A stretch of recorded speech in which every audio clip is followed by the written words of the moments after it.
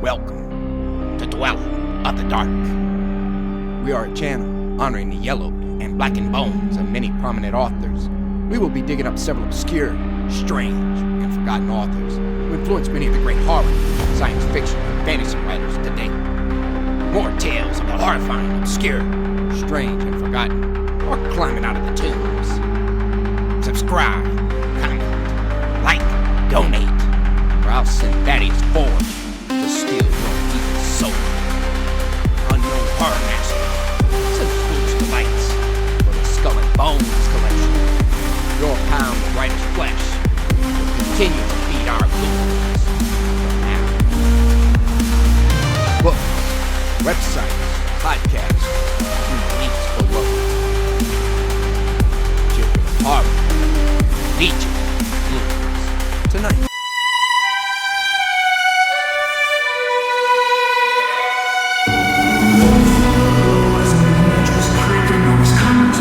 Powerless, half sleeping, I fell upon an ominous trail of most obscure and dismal accord.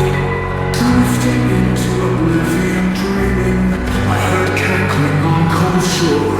Above on Cypress Hill, I whispered his wind was foul, rustling the street with its howl. Freezing, the haunting hours never leaving. Still he was staring. Still he was staring.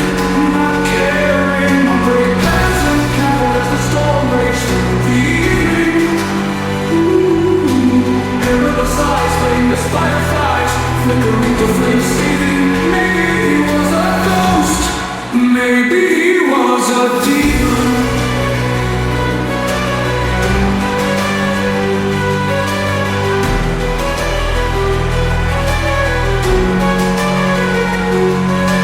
Dreadfully I recall with disdain distemper the cold misted December, setting furnace to flame burned away. Death's chill illuminating ghastly ember, anticipating heavenly lights of angels. In vanity I raged in hellish angst and anguish, forgotten never my sorrow, sorrow for the cold Katina, Katina of the distant shore.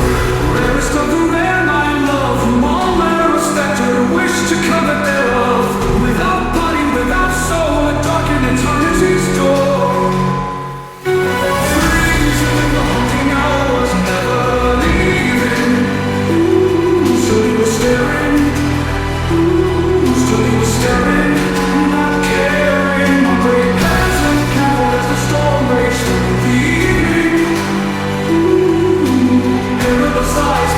Fireflies, flickering the flames seething. Maybe he was a ghost. Maybe he was a demon.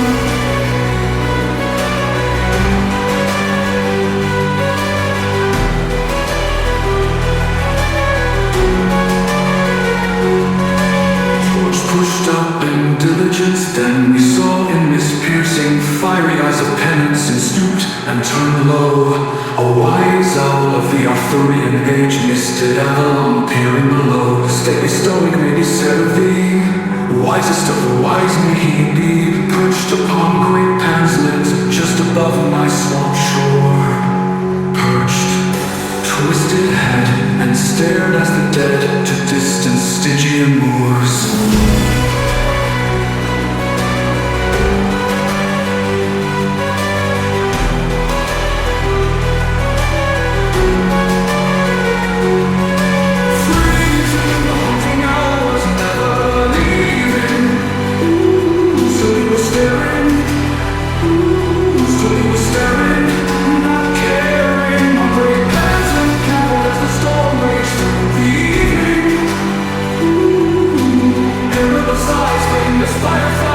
Flickering the flames seething. Maybe he was a ghost.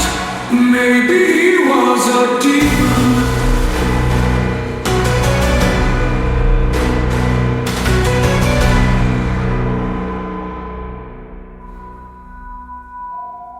Torch pushed up in diligence, then we saw in mist piercing, fiery eyes of penance, and stooped and turned low. A wise owl of the Arthurian age, misted Avalon peering below. Freezing the haunting hours.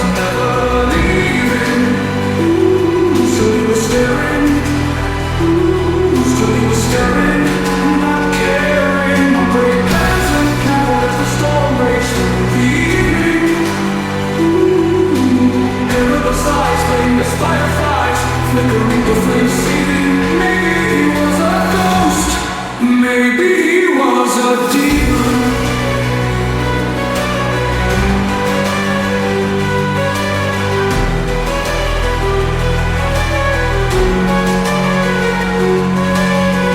Pushed up in diligence, then we saw in his piercing, fiery eyes of penance, and stooped and turned low.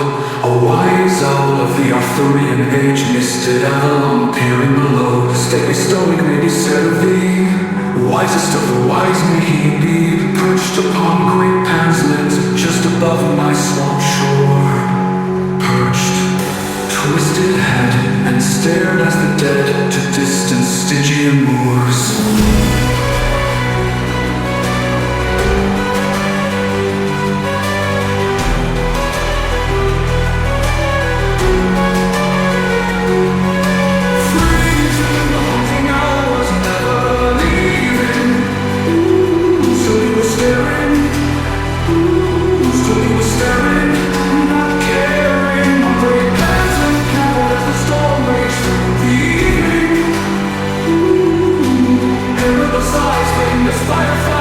Flickering the flames seething. Maybe he was a ghost, maybe he was a demon.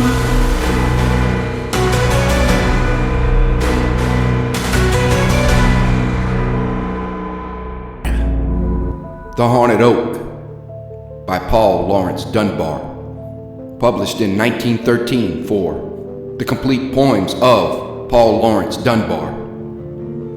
Pray, why are you so bare, so bare?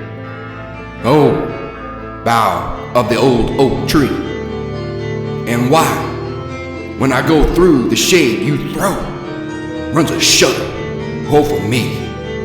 My leaves were green as the best I trode, and sap ran free in my veins. But I saw in the moonlight dim and weird a guiltless victim's pains. I bent me down to hear his sigh. I shook with his gurgling moan, and I trembled sore when they rode away and left him here alone. They charged him with the old crime and set him fast in jail. Oh, why does the dog howl all night long? And why does the night wind wail? He prayed his prayer and he swore his oath, and he raised his hand to the sky. But the beat of hoofs smote on his ear, and the steady tread drew nigh. Who is it rides by night, over the moonlit road? And what is the spur that keeps the pace? What is the galling goad? And now they beat at the prison door. Oh, keeper, do not stay. We are friends of him whom you hold within, and we fain would take him away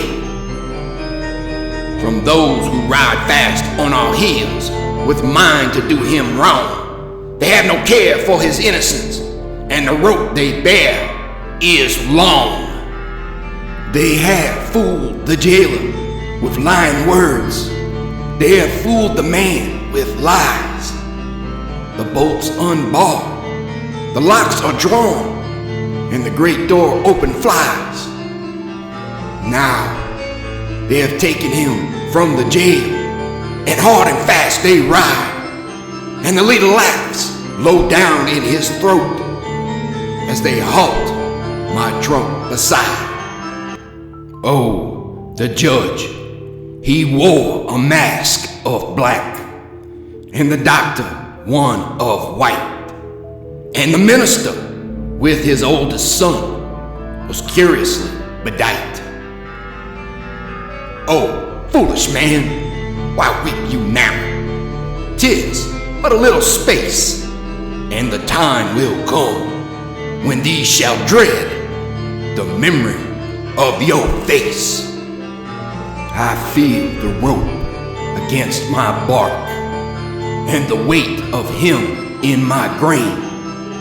I feel in the throat of his final woe the touch of my own last pain. And nevermore shall leaves come forth on the bough that bears the ban. I am burned with dread, I am dried and dead from the curse of a guiltless man. And ever the judge rides by, and goes to hunt the deer. And ever another rides his soul in the guise of a mortal fear. And ever the man he rides me hard, and never a night stays he. If I feel his curse as a haunted bough on the trunk of a haunted tree.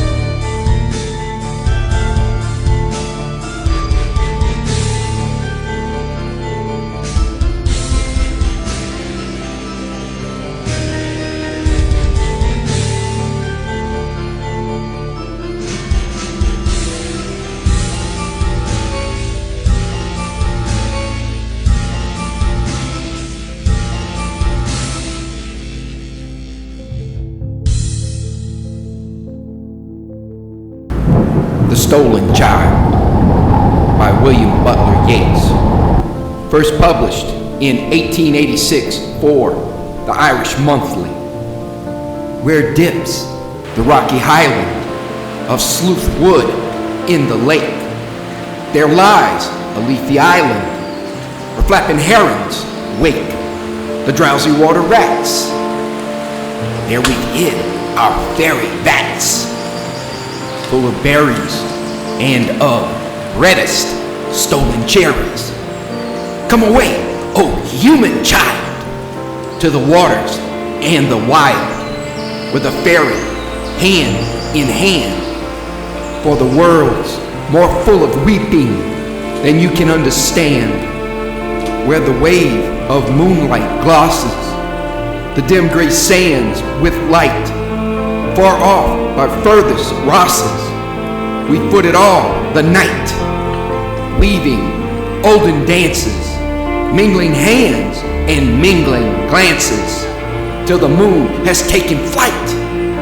To and fro we leap and chase the frothy bubbles, while the world is full of troubles and anxious in its sleep. Come away, O human child, to the waters and the wild, with a fairy hand in hand, for the world's more full of weeping than you can understand, where the wandering water gushes from the hills above Glen Collar, in pools among the rushes that scarce could bathe a star. We seek for slumbering trout, and whispering in their ears, give them unquiet dreams, leaning softly out from ferns that drop their tears over the young streams. Come away, O human child, to the waters and the wild, with a fairy hand in hand, for the world's more full of weeping than you can understand. Away with us, he's going, the solemn-eyed. He'll hear no more the lowing of the calves on the warm hillside, or the kettle on the hob sing peace into his breast, or see the brown mice bob round and round the oatmeal chest. For he comes, the human child, to the waters and the wild, with a fairy hand in hand, for the world's more full of weeping than he can understand.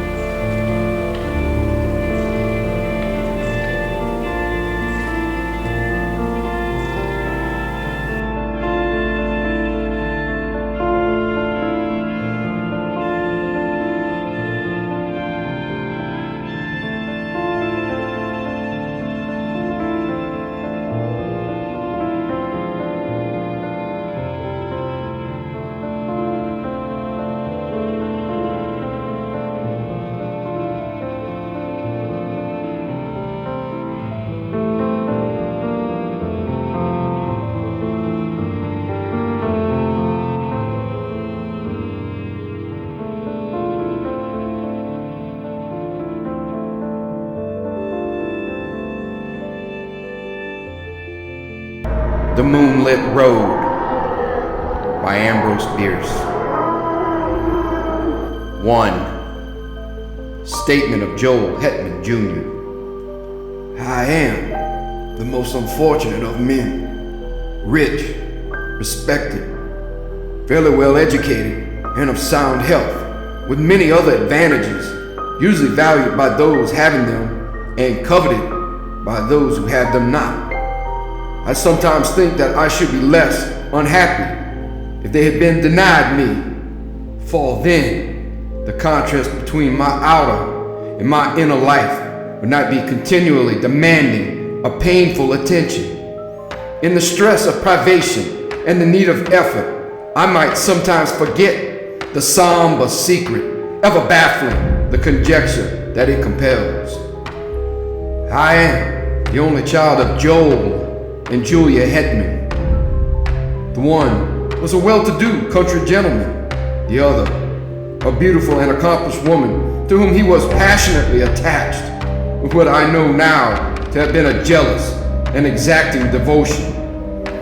The family home was a few miles from Nashville, Tennessee, a large, irregularly built dwelling of no particular order of architecture, a little way off the road, in a park of trees and shrubbery. At the time of which I write, I was 19 years old, a student at Yale. One day I received a telegram from my father of such urgency that in compliance with its unexplained demand, I left at once for home. At the railway station in Nashville, a distant relative awaited me to apprise me of the reason for my recall. My mother had been barbarously murdered. Why and by whom, none could conjecture. But the circumstances were these. My father had gone to Nashville, intending to return the next afternoon. Something prevented his accomplishing the business in hand, so he returned on the same night, arriving just before the dawn. In his testimony before the coroner, he explained that having no latchkey and not caring to disturb the sleeping servants, he had, with no clearly defined intention, gone round to the rear of the house. As he turned an angle of the building, he heard a sound as of a door gently closed and saw in the darkness, indistinctly, the figure of a man, which instantly disappeared among the trees of the lawn. A hasty pursuit and brief search of the grounds, in the belief that the trespasser was someone secretly visiting a servant, proving fruitless, he entered at the unlocked door and mounted the stairs to my mother's chamber. Its door was open, and stepping into black darkness, he fell headlong over some heavy object on the floor. I may spare myself the details. It was my poor mother, dead of strangulation by human hands. Nothing had been taken from the house. The servants had heard no sound, and excepting those terrible finger marks upon the dead woman's throat, dear God, that I might forget them, no trace of the assassin was ever found. I gave up my studies and remained with my father, who, naturally, was greatly changed. Always of a sedate, taciturn disposition, he now fell into so deep a dejection that nothing could hold his attention, yet anything, a footfall, the sudden closing of a door, aroused in him a fitful interest. One might have called it an apprehension.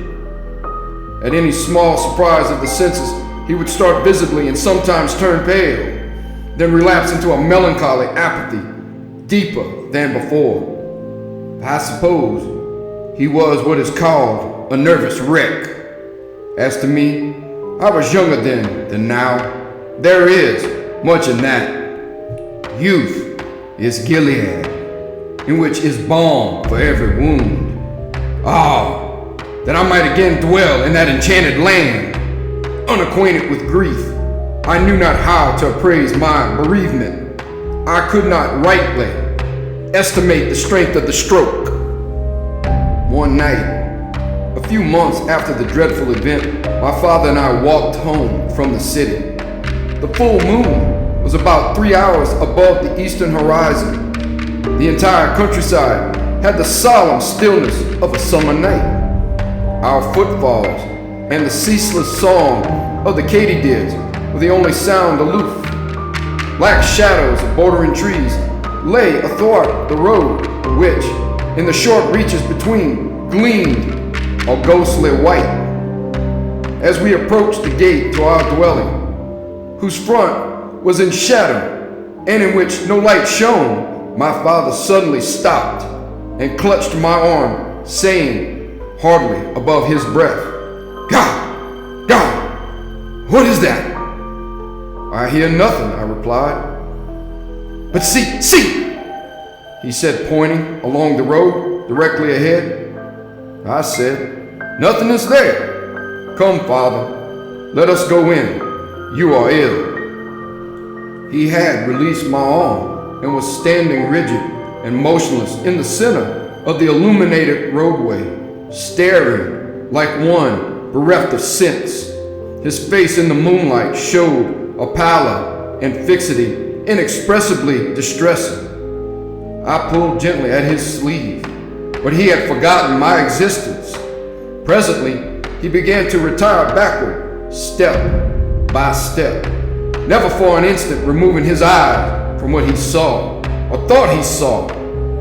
I turned half round to follow, but stood irresolute. I do not recall any feeling of fear, unless a sudden chill was its physical manifestation. It seemed as if an icy wind had touched my face and enfolded my body from head to foot. I could feel the stir of it in my hair. At that moment, my attention was drawn to a light that suddenly streamed from an upper window of the house. One of the servants, awakened by what mysterious premonition of evil who can say, and in obedience to an impulse that she was never able to name, had lit a lamp. When I turned to look for my father, he was gone. In all the years that have passed, no whisper of his fate has come across the borderland of conjecture from the realm of the unknown.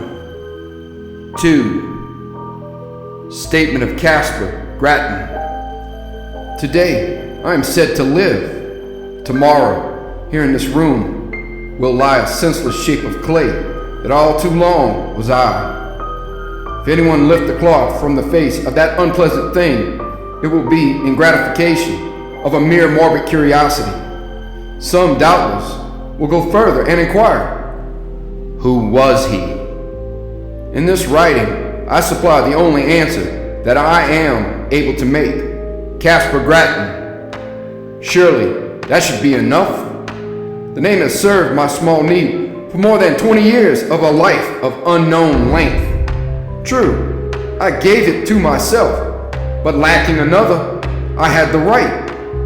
In this world, one must have a name. It prevents confusion, even when it does not establish identity.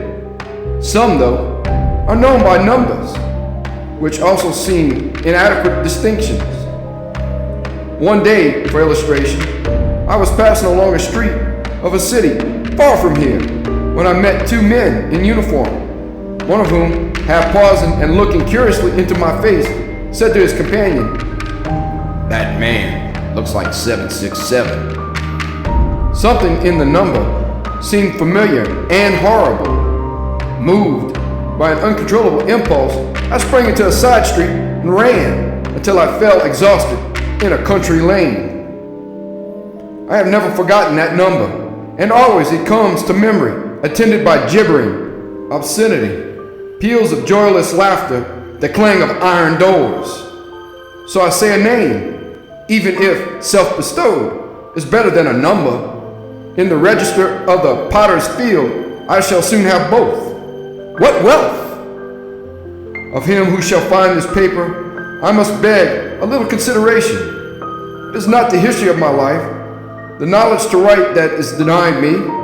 This is only a record of broken and apparently unrelated memories, some of them as distinct and sequent as brilliant beads upon a thread, others remote and strange, having the character of crimson dreams, with inner spaces blank and black, witch fires glowing still and red in a great desolation. Standing upon the shore of eternity, I turned for a last look landward over the course by which I came. There are 20 years of footprints fairly distinct, the impressions of bleeding feet. They lead through poverty and pain, devious and unsure, as of one staggering beneath a burden, remote, unfriended, melancholy, slow. Ah, the poet's prophecy of me, how admirable, how dreadfully admirable. Backward beyond the beginning of this Via Dolorosa, this epic of suffering with episodes of sin, I see nothing clearly. It comes out of a cloud. I know that it spans only 20 years, yet I am an old man. One does not remember one's birth. One has to be told. But with me, it was different. Life came to me full-handed and dowered me with all my faculties and powers. Of a previous existence, I know no more than others, for all have stammering intimations that may be memories and may be dreams. I know only that my first consciousness was of maturity in body and mind, a consciousness accepted without surprise or conjecture. I merely found myself walking in a forest, half-clad, footsore, unutterably weary and hungry. Seeing a farmhouse, I approached and asked for food, which was given me by one who inquired my name. I did not know, yet knew that all had names. Greatly embarrassed, I retreated, and night coming on, lay down in the forest and slept. The next day I entered a large town, which I shall not name, nor shall I recount further incidents of the life that is now to end, a life of wandering, always and everywhere haunted by an overmastering sense of crime in punishment of wrong, and of terror in punishment of crime. Let me see if I can reduce it to narrative.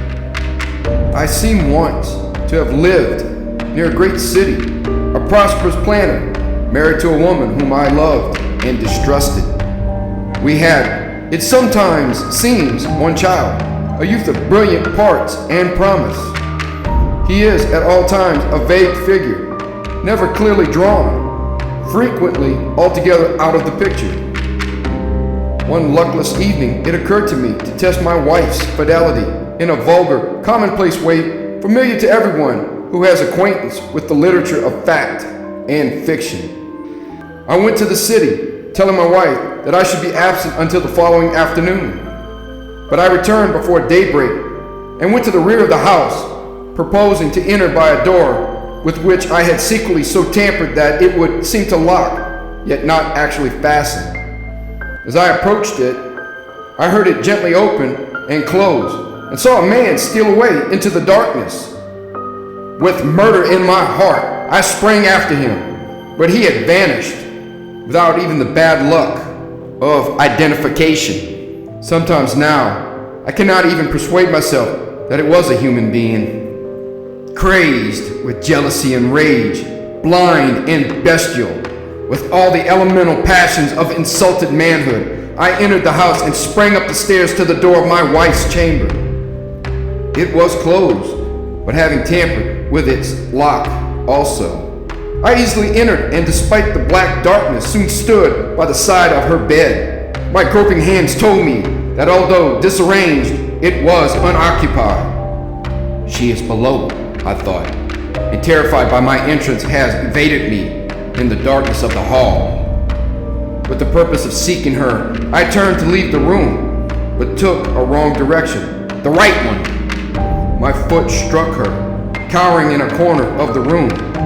Instantly, my hands were at her throat, stifling a shriek. My knees were upon her struggling body, and there in the darkness, without a word of accusation or reproach, I strangled her till she died. There ends the dream. I have related it in the past tense, but the present would be the fitter form, for again and again the somber tragedy reenacts itself in my consciousness. Over and over I lay the plan I suffer the confirmation. I redress the wrong. Then all is blank. And afterward the rains beat against the grimy window panes, or the snows fall upon my scant attire. The wheels rattle in the squalid streets where my life lies in poverty and mean employment. If there is ever sunshine, I do not recall it. If there are birds, they do not sing. There's another dream, another vision of the night. I stand among the shadows in a moonlit road. I am aware of another presence, but whose I cannot rightly determine. In the shadow of a great dwelling, I catch the gleam of white garments. Then the figure of a woman confronts me in the road. My murdered wife. There is death in the face. There are marks upon the throat. The eyes are fixed on mine with an infinite gravity, which is not reproach, nor hate, nor menace, nor anything less terrible than recognition.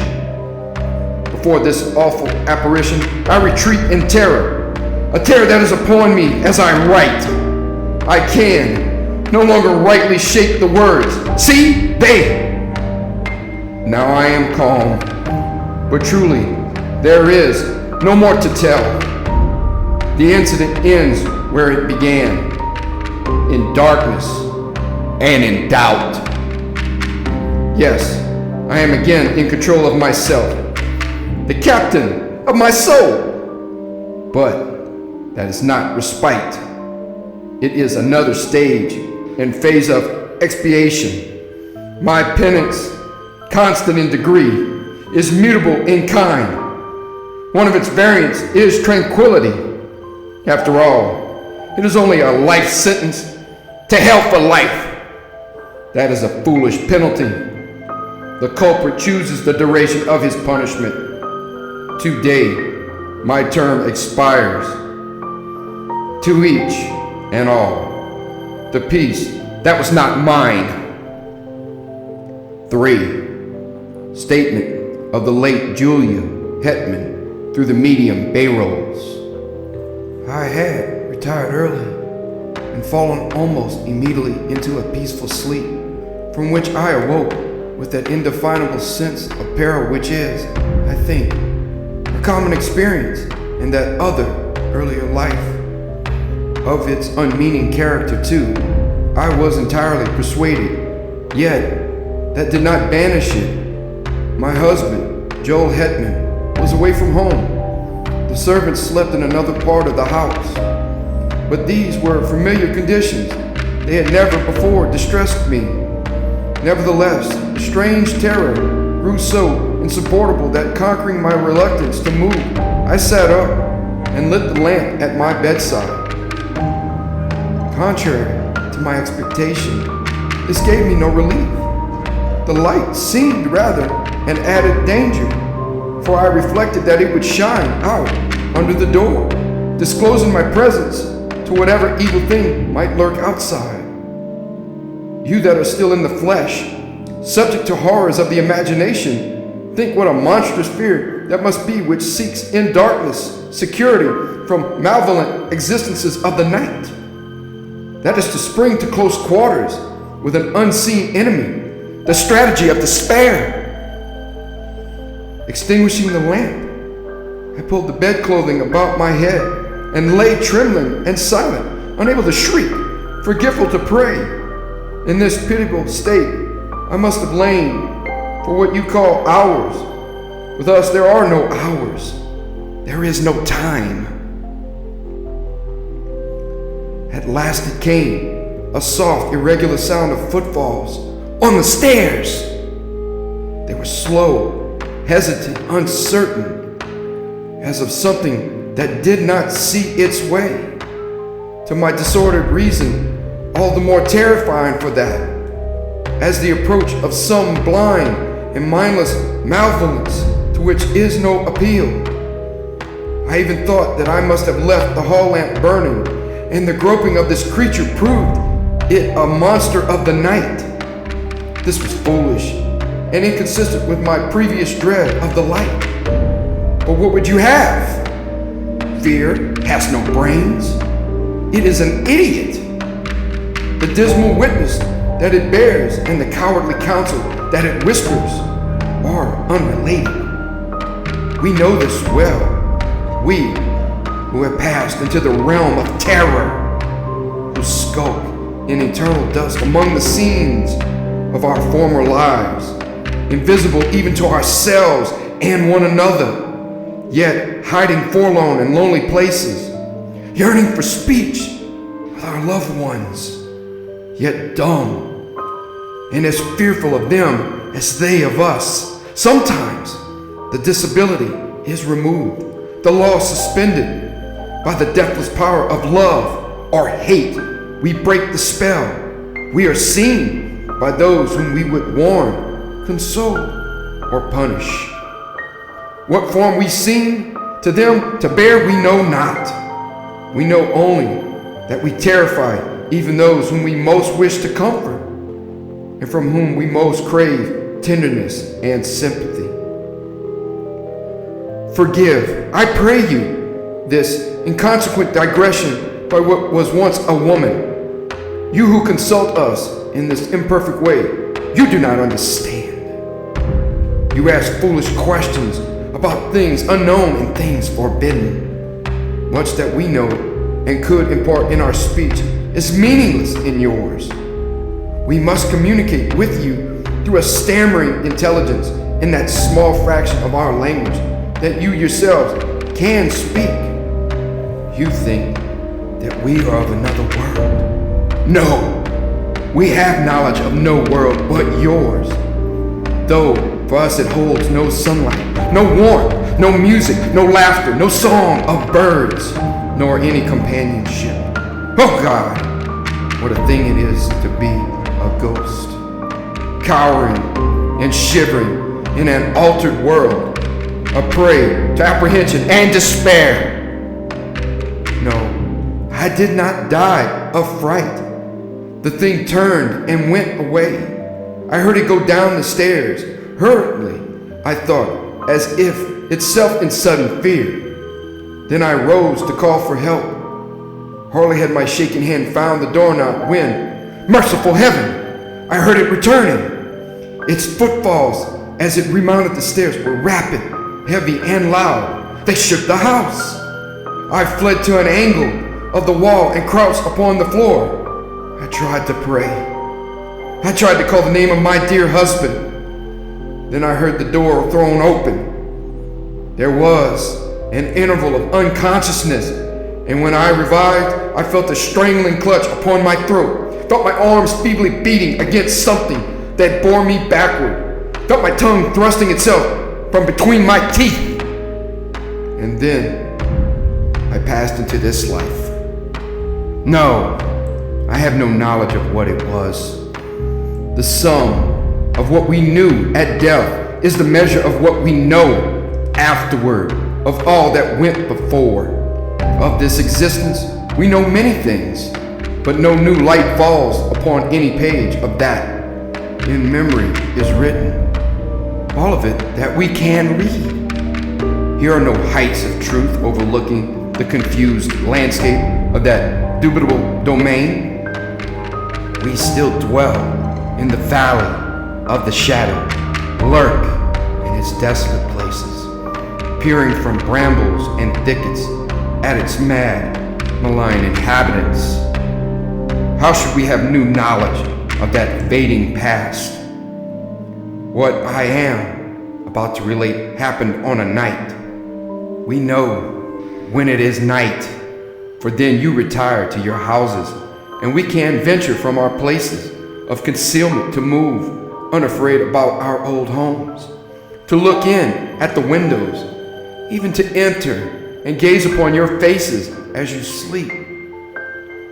I had lingered long near the dwelling where I had been so cruelly changed to what I am, as we do while any that we love or hate remain. Vainly I had sought some method of manifestation, some way to make my continued existence and my great love and poignant pity understood by my husband and son. Always, if they slept, they would wake, or if in my desperation I dared approach them, when they were awake, would turn toward me the terrible eyes of the living, frightening me by the glances that I sought from the purpose that I held. On this night, I had searched for them without success, fearing to find them. They were nowhere in the house, nor about the moonlit lawn. For although the sun is lost to us forever, the moon, full-orbed or slender, remains to us. Sometimes it shines by night, sometimes by day, but always it rises and sets, as in that other life. I left the lawn and moved in the white light and silence along the road, aimless and sorrowing.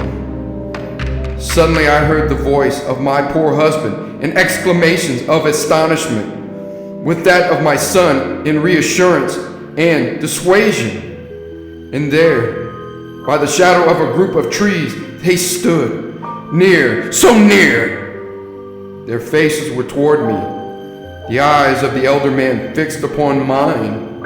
He saw me, at last, he saw me. In the consciousness of that, my terror fled, as a cruel dream. The death spell was broken. Love had conquered law. Mad with exultation, I shouted. I must have shouted. He sees me, he will understand. Then, controlling myself, I moved forward, smiling and consciously beautiful, to offer myself to his arms, to comfort him with endearments, and, with my son's hand in mine, to speak words that should restore the broken bonds between the living and the dead. Alas, alas, his face went white with fear. His eyes were as those of a hunted animal. He backed away from me as I advanced, and at last turned and fled into the wood, whither it is not given to me to know. To my poor boy, left doubly desolate, I have never been able to impart a sense of my presence. Soon, he too must pass to this life invisible and be lost to me forever.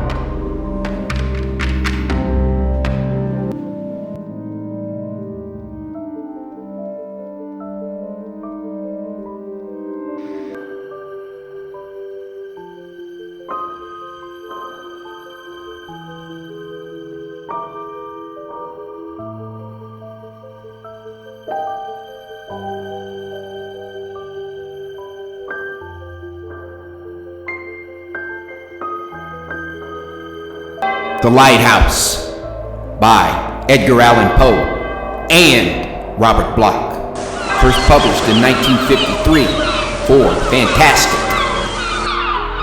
January 1st, 1796. This day, my first on the Lighthouse, I make this entry in my diary, as agreed on with the Grot, as regularly as I can. Keep the journal. I will, but there is no telling what may happen to a man all alone as I am. I may get sick or worse. So far, well. The cutter had a narrow escape, but why dwell on that, since I am here, all safe. My spirits are beginning to revive already at the mere thought of being, for once in my life at least, thoroughly alone.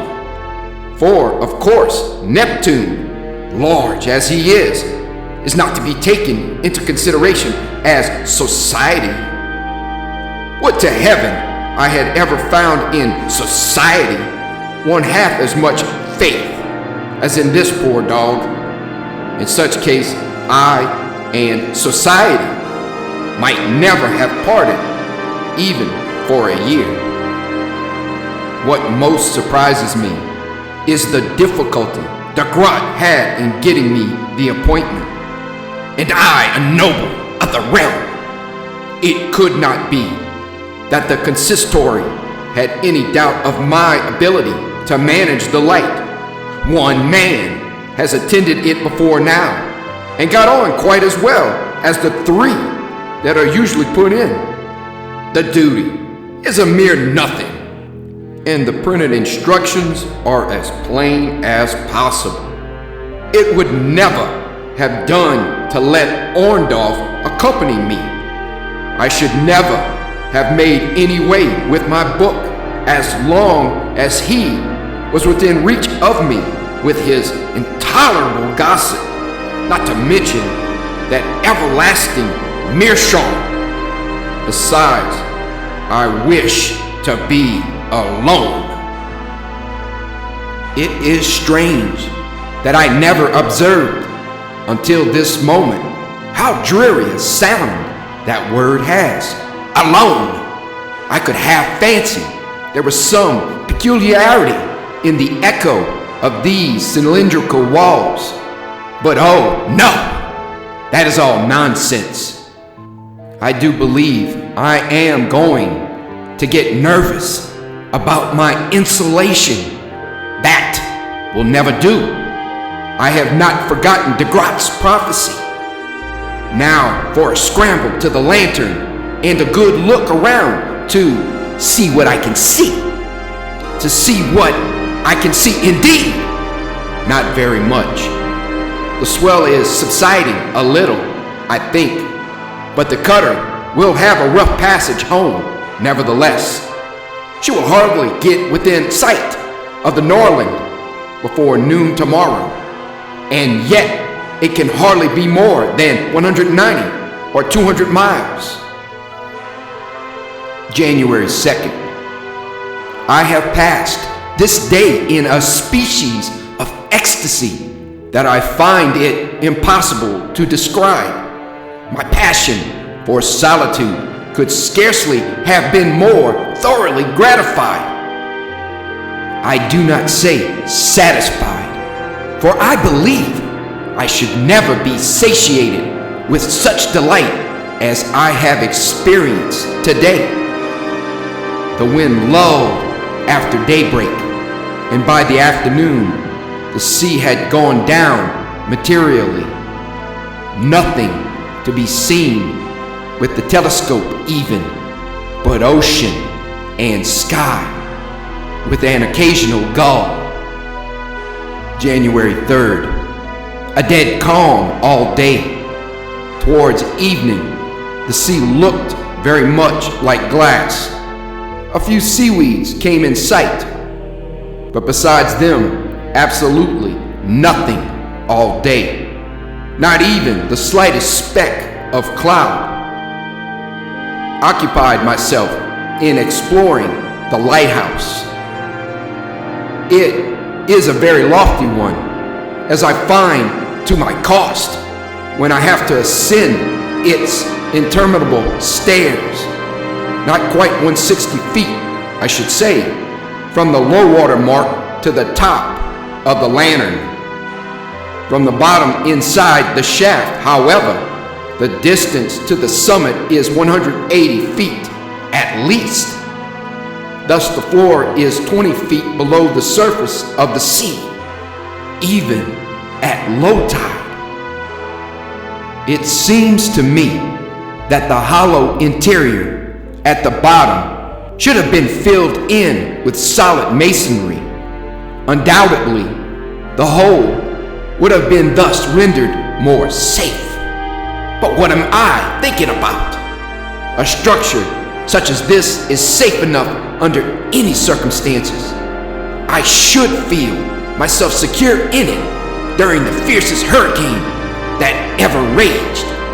And yet, I have heard seamen say that occasionally, with the wind at southwest, the sea has been known to run higher here than anywhere, with the single exception of the western opening of the Straits of Magellan. No mere sea, though, could accomplish anything with this solid iron-riveted wall, which, at 50 feet from high water mark, is 4 feet thick, if 1 inch. The basis on which the structure rests seems to me to be chalk. January 4th. I am now prepared to resume work on my book, having spent this day in familiarizing myself with a regular routine.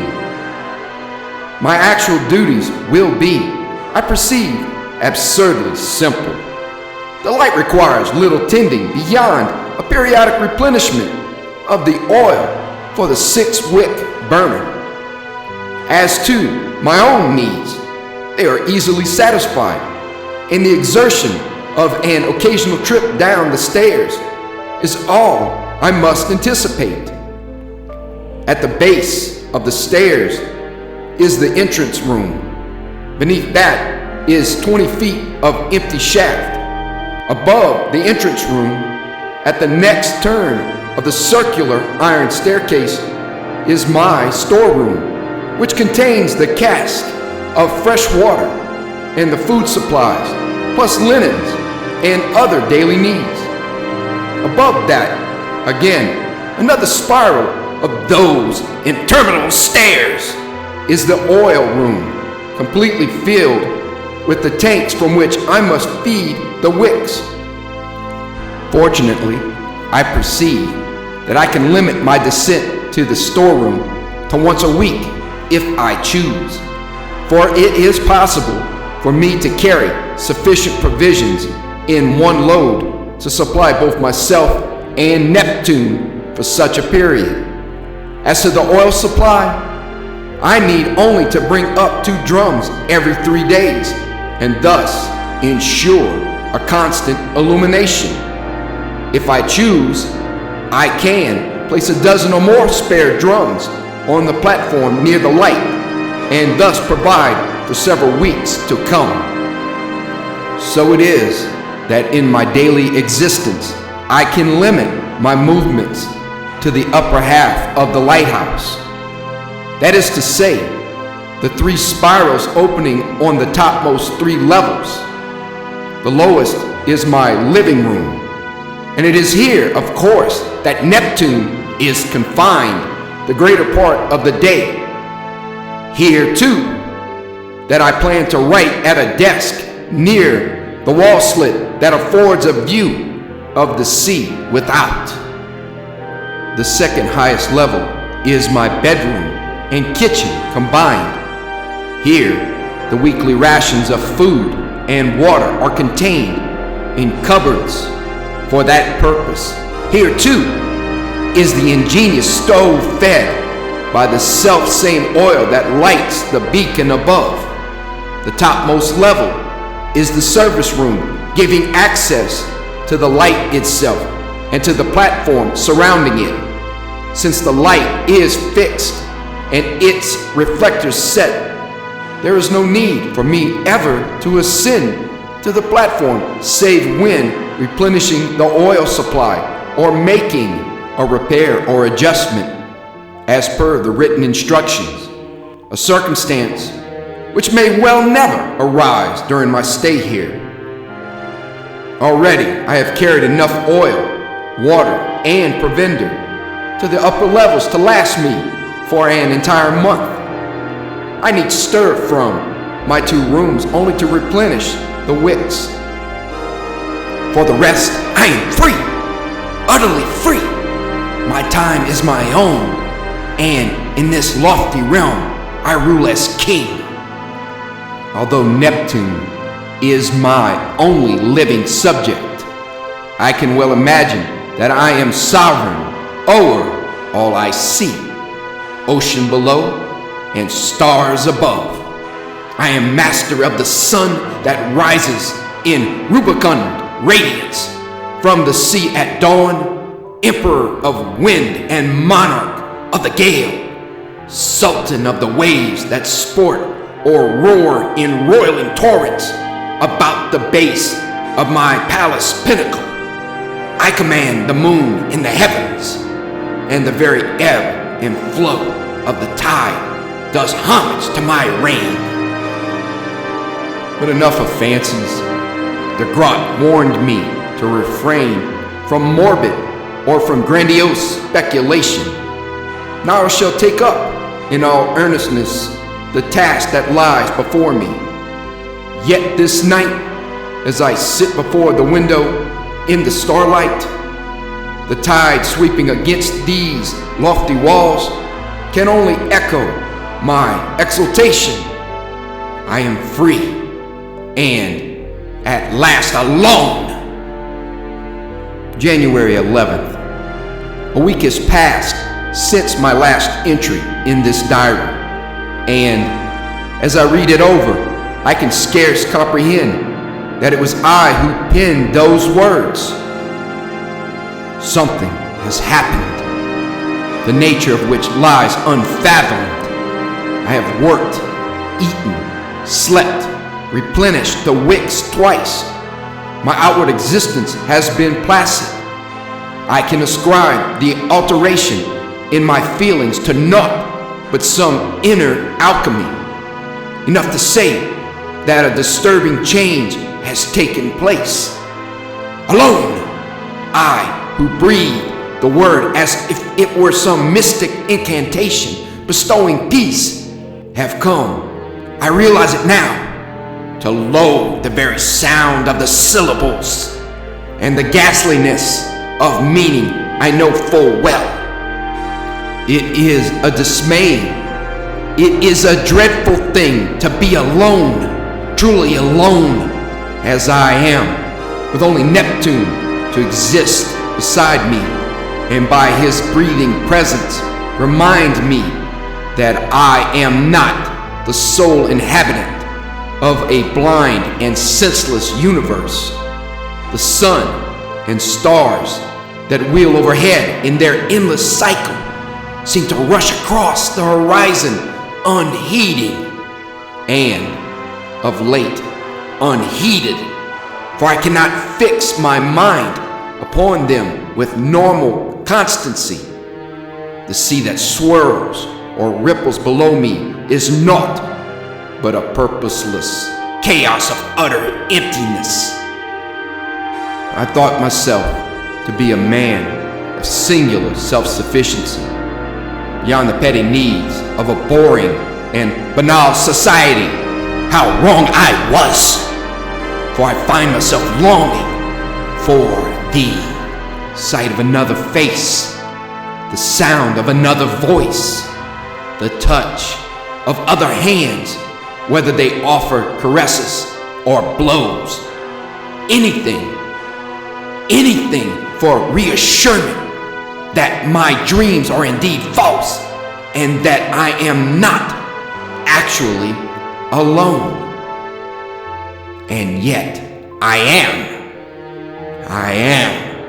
and I will be. The world is 200 miles away.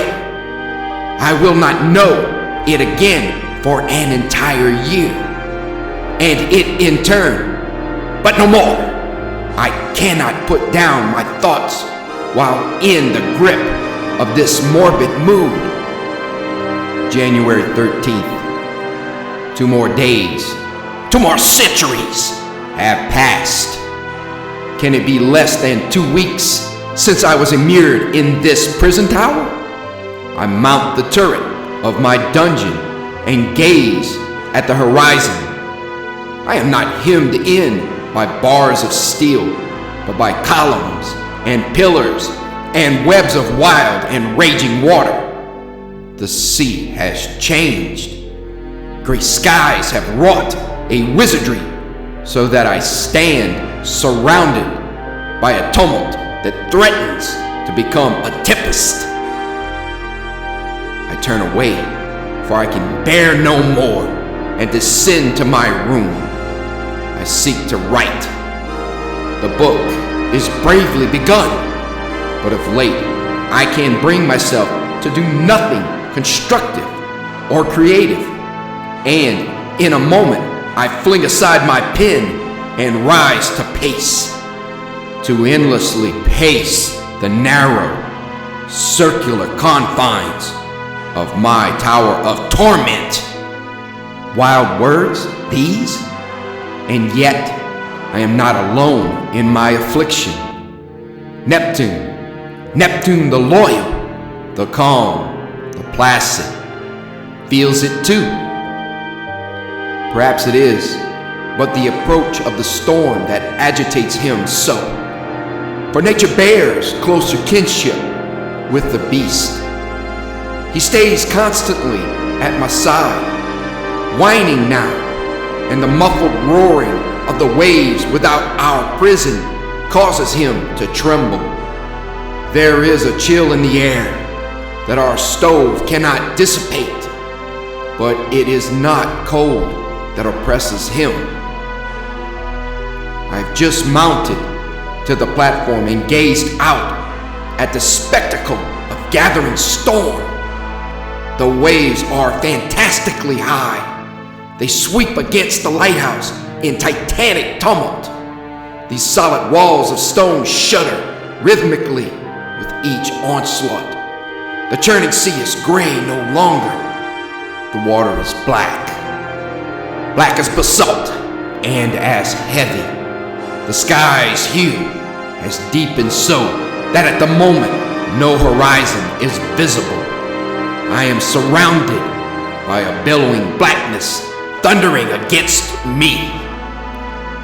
Back below now, as lightning flickers, the storm will break soon, and Neptune howls piteously. I stroke his quivering flanks, but the poor animal shrinks away. It seems that he fears even my presence. Can it be that my own features betray an equal agitation? I do not know. I only feel that I am helpless, trapped here, and awaiting the mercy of the storm. I cannot write much longer, and yet I will set down a further statement.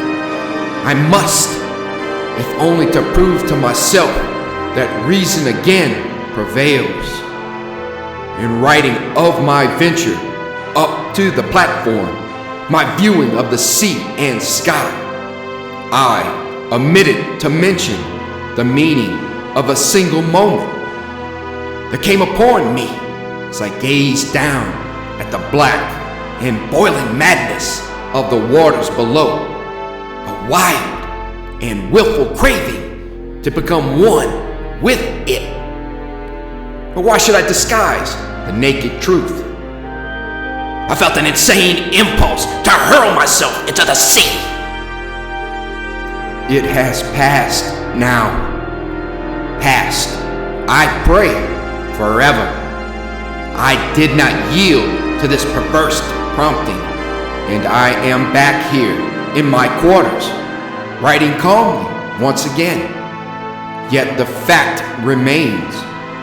The hideous urge to destroy myself came suddenly and with the force of one of those monstrous waves. And what I forced myself to realize was the meaning of my demented desire. It was that I sought escape from loneliness. It was as if by mingling with the sea and the storm, I would no longer be alone. But I defy the elements. I defy the powers of the earth and of the heavens. Alone I am. Alone I must be. And come with me, I shall survive. My laughter rises above all your thunder. So, ye spirits of the storm, blow, howl, rage, hurl your watery weight against my fortress. I am greater than you in all your powers. But wait, Neptune. Something has happened to the creature. I must attend him. January 16th. The storm is abated. I am back at my desk now, alone, truly alone. I have locked poor Neptune in the storeroom below. Your unfortunate beast seems driven out of his wits by the forces of the storm. when last I wrote. He was worked into a frenzy, whining and pawing and wheeling in circles. He was incapable of responding to my commands, and I had no choice but to literally drag him down the stairs by the scruff of his neck and incarcerate him in the storeroom where he could not come to harm. I own that concern for my safety was involved. The possibility of being imprisoned in this lighthouse with a mad dog must be avoided. His howls throughout the storm were pitiable indeed, but now he is silent. When last I ventured to gaze into the room, I perceived him sleeping, and I trust that rest and calm will restore him to my full companionship as before. Companionship! How shall I describe the horrors of the storm I faced alone? In this diary entry, I have prefaced a date, January 16th, but that is merely a guess. The storm has swept away all track of time. Did it last a day, 2 days, 3? As I now surmise, a week or a century? I do not know. I know only an endless raging of waters that threatened time and again to engulf the very pinnacle of the lighthouse. I know only an eternity of ebony, an eon of billowing black composed of sea and sky commingled. I only know that there were times when my own voice outroared the storm. And how can I convey the cause of that? There was a time, perhaps a full day, perhaps much longer, when I could not bear to rise from my couch, but lay with my face buried in the pillows, weeping like a child. But mine were not the pure tears of childhood innocence. Call them, rather, the tears of Lucifer upon the realization of his eternal fall from grace. It seemed to me that I was truly the victim of an endless damnation, condemned forever to remain a prisoner in a world of thunderous chaos. There is no need to write of the fancies and fantasies which assailed me through those unhallowed hours. At times I felt that the lighthouse was giving way and that I would be swept into the sea. At times I knew myself to be a victim of a colossal plot. I cursed the grot for sending me knowingly to my doom. At times, and these were the worst moments of all, I felt the full force of loneliness crashing down upon me in waves higher than those wrought by water. But all has passed, and the sea and myself are calm again. A peculiar calmness, this. As I gaze out upon the water, there are certain phenomena I was not aware of until this very moment. Before setting down my observations, let me reassure myself that I am, indeed, quite calm. No trace of my former tremors or agitation yet remains. The transient madness induced by the storm has departed, and my brain is free of phantasms. Indeed, my perceptive faculties seem to be sharpened to an unusual acuity. It is almost as though I find myself in possession of an additional sense, an ability to analyze and penetrate beyond former limitations superimposed by nature. The water on which I gaze is placid once more. The sky is only lightly leaden in hue. But wait, low on the horizon creeps a sudden flame. It is the sun, the Arctic sun, in sullen splendor, emerging momentarily from the pall to incarnadine the ocean. Sun and sky, sea and air about me turn to blood. Can it be I, who but a moment ago would have returned, regained sanity? I, who have just shrieked aloud, alone, and half rising from my chair, heard the muffled, booming echo reverberate through the lonely lighthouse, its sepulchral accent intoning, alone. In answer, it may be that I am, despite all resolution, going mad. If so, I pray the end comes soon. January 18th. There will be no end. I have conceived a notion, a theory, which my heightened faculties soon will test. I shall embark upon an experiment. January 26th. A week has passed here in my solitary prison. Solitary? Perhaps, but not for long. The experiment is proceeding. I must set down what has occurred. The sound of the echo set me to thinking. One sends out one's voice, and it comes back. One sends out one's thoughts, and can it be that there is a response? Sound, as we know, travels in waves and patterns. The emanations of the brain perhaps travel similarly, and they are not confined by physical laws of time, space, or duration. Can one's thoughts produce a reply that materializes just as one's voice produces an echo? An echo is a product of a certain vacuum, a thought. Concentration is the key. I have been concentrating. My supplies are replenished, and Neptune, visited during my venture below, seems rational enough, although he shrinks away when I approach him. I have left him below and spent the past week here.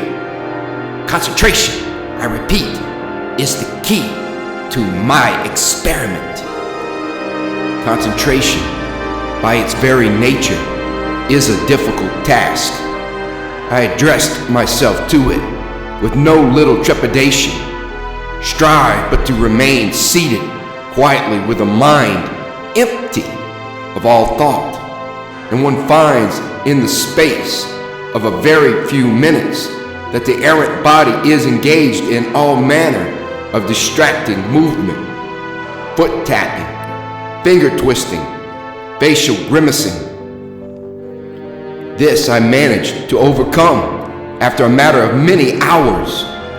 My first 3 days were virtually exhausted in an effort to rid myself of nervous agitation and assume the inner and outer tranquility of the Indian fakir. Then came the task of filling the empty consciousness, filling it completely with one intense and concentrated effort of will. What echo would I bring forth from nothingness? What companionship would I seek here in my loneliness? What was the sign or symbol I desired? What symbolized to me the whole absent world of life and light? De Groot would laugh me to scorn if he but knew the concept that I chose. Yet I, the cynical, the jaded, the decadent, searched my soul, plumbed my longing and found that which I most desired, a simple sign, a token of all the earth removed, a fresh and growing flower, a rose. Yes, a simple rose is what I have sought, a rose torn from its living stem, perfumed with the sweet incarnation of life itself. Seated here before the window, I have dreamed, I have mused, I have then concentrated with every fiber of my being upon a rose. My mind was filled with redness, not the redness of the sun upon the sea, or the redness of blood, but the rich and radiant redness of the rose. My soul was suffused with the scent of a rose as I brought my faculties to bear exclusively upon the image. These walls fell away. The walls of my very flesh fell away, and I seemed to merge in the texture, the odor, the color, the actual essence of a rose. Shall I write of this, the seventh day, when seated at the window, as the sun emerged from the sea, I felt the commanding of my consciousness? Shall I write of rising, descending the stairs, opening the iron door at the base of the lighthouse, and peering out at the billows that swirled at my very feet? Shall I write of stooping, of grasping, of holding? Shall I write that I have indeed descended those iron stairs and returned here with my wave-borne trophy? That this very day, from waters 200 miles distant from any shore, I have reached down and plucked a fresh rose. January 28th. It has not withered. I keep it before me constantly, in a vase on this table, and it is a priceless ruby plucked from dreams.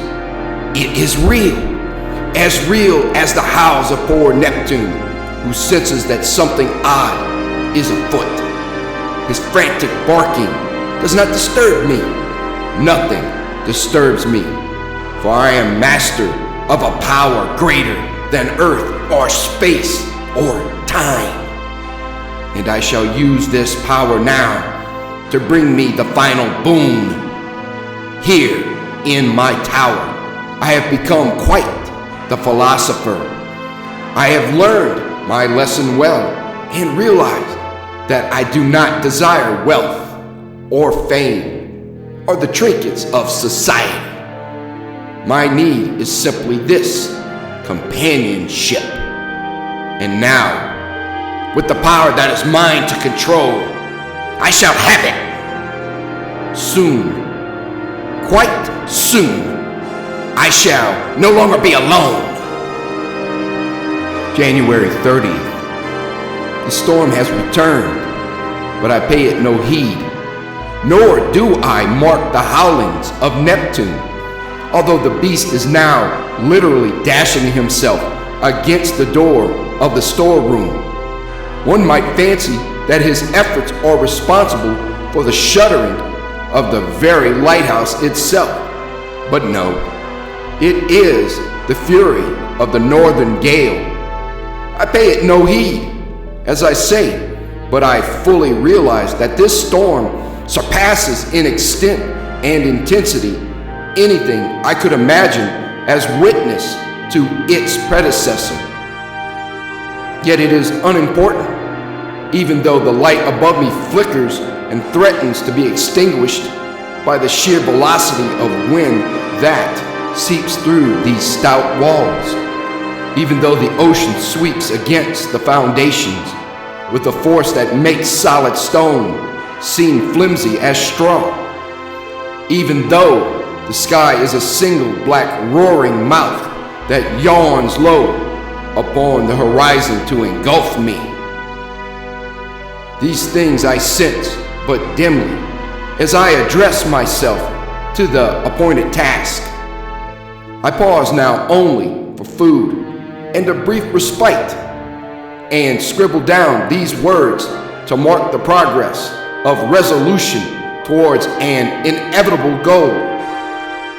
For the past several days, I have bent my faculties to my will, concentrating utterly and to the uttermost upon the summoning of a companion.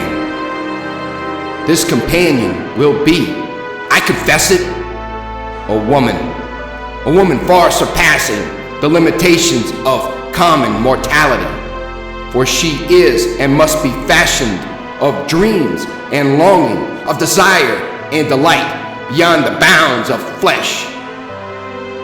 She is the woman of whom I have always dreamed, the one I have sought in vain through what I once presumed in my ignorance was the world of reality. It seems to me now that I have always known her, that my soul has contained her presence forever. I can visualize her perfectly. I know her hair, each strand more precious than a miser's gold, the riches of her ivory and alabaster brow, the perfection of her face and form are etched forever in my consciousness. De Grotte would scoff that she is but the figment of a dream. But De Grotte did not see the rose. The rose, I hesitate to speak of it, has gone. It was the rose which I set before me when first I composed myself to this new effort of will. I gazed at it intently until vision faded, senses stilled, and I lost myself in the attempt of conjuring up my vision of a companion. Hours later, the sound of rising waters from without aroused me. I gazed about. My eyes sought the reassurance of the rose and rested only upon a foulness. Where the rose had risen proudly in its vase, red crest rampant upon a living stem, I now perceived only a noxious, utterly detestable strand of Icarus decay. No rose this, but only seaweed, rotted, noisome, and putrescent. I flung it away, but for long moments I could not banish a wild presentiment. Was it true that I had deceived myself? Was it a weed, and only a weed I plucked from the ocean's breast?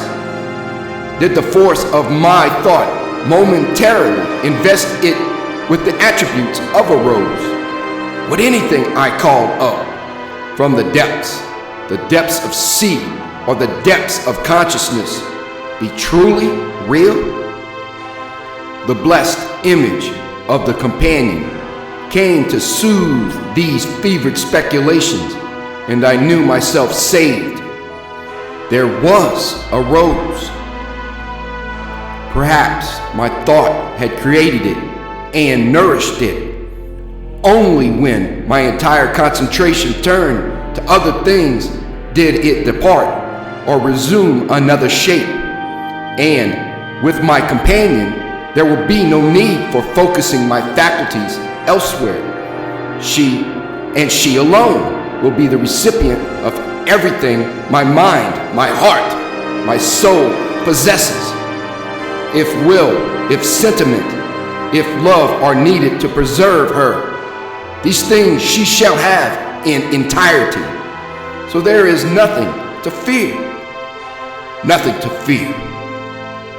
Once again, now I shall lay my pen aside and return to the great task, the task of creation, if you will, and I shall not fail.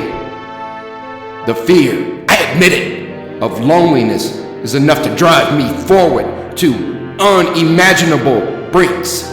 She, and she alone, can save me, shall save me, must save me. I can see her now, the golden glitter of her, and my consciousness calls to her to rise, to appear before me in radiant reality. Somewhere upon these storm-tossed seas she exists, I know it.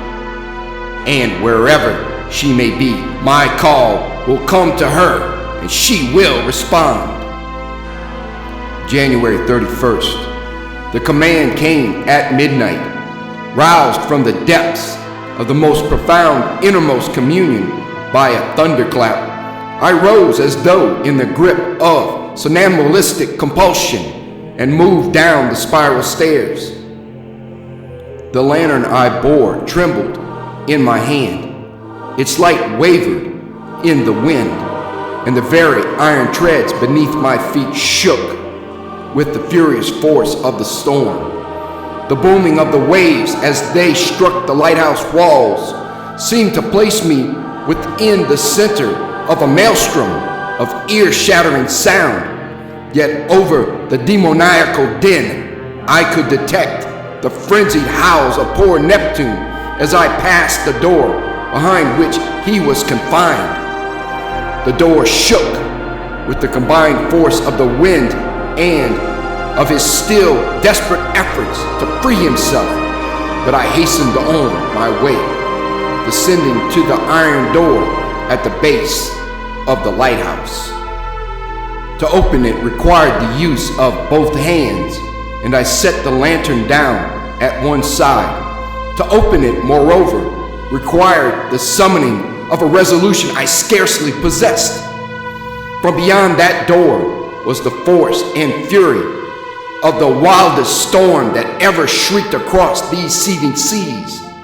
A sudden wave might dash me from the doorway, or conversely, enter and inundate the lighthouse itself.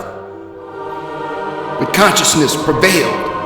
Consciousness drove me forward. I knew, I thrilled to the certainty that she was without the iron portal. I unbolted the door with the urgency of one who rushes into the arms of his beloved. The door swung open, blew open, roared open, and the storm burst upon me. A ravening monster of black-mouthed waves capped with white fangs. The sea and sky surged forward as if to attack, and I stood enveloped in chaos. A flash of lightning revealed the immensity of utter nightmare. I saw it not, for the same flash illumined the form, the lineaments of she whom I sought. Lightning and lantern were unneeded. Her golden glory outshone all as she stood there, pale and trembling, a goddess arisen from the depths of the sea. Hallucination, vision, apparition. My trembling fingers sought and found their answer. Her flesh was real, cold as the icy waters from whence she came, but palpable and permanent. I thought of the storm, of doomed ships and drowning men, of a girl cast upon the waters and struggling towards the succor of the lighthouse beacon. I thought of 1,000 explanations, 1,000 miracles, 1,000 riddles, or reasons beyond rationality. Yet only one thing mattered. My companion was here, and I had but to step forward and take her in my arms. No word was spoken, nor could one be heard in all that inferno. No word was needed, for she smiled, pale lips parted as I held out my arms and she moved closer. Pale lips parted, and I saw the pointed teeth set in rows like those of a shark. Her eyes, fish-like and staring, swam closer. As I recoiled, her arms came up to cling, and they were cold as the waters beneath, cold as the storm, cold as death. In one monstrous moment, I knew with uttermost certainty that the power of my will had indeed summoned. The call of my consciousness had been answered, but the answer came not from the living, for nothing lived in this storm. I had sent my will out over the waters, but the will penetrates all dimensions, and my answer had come from below the waters. She was from below, where the drowned dead lie dreaming, and I had awakened her and clothed her with a horrid life, a life that thirsted and must drink.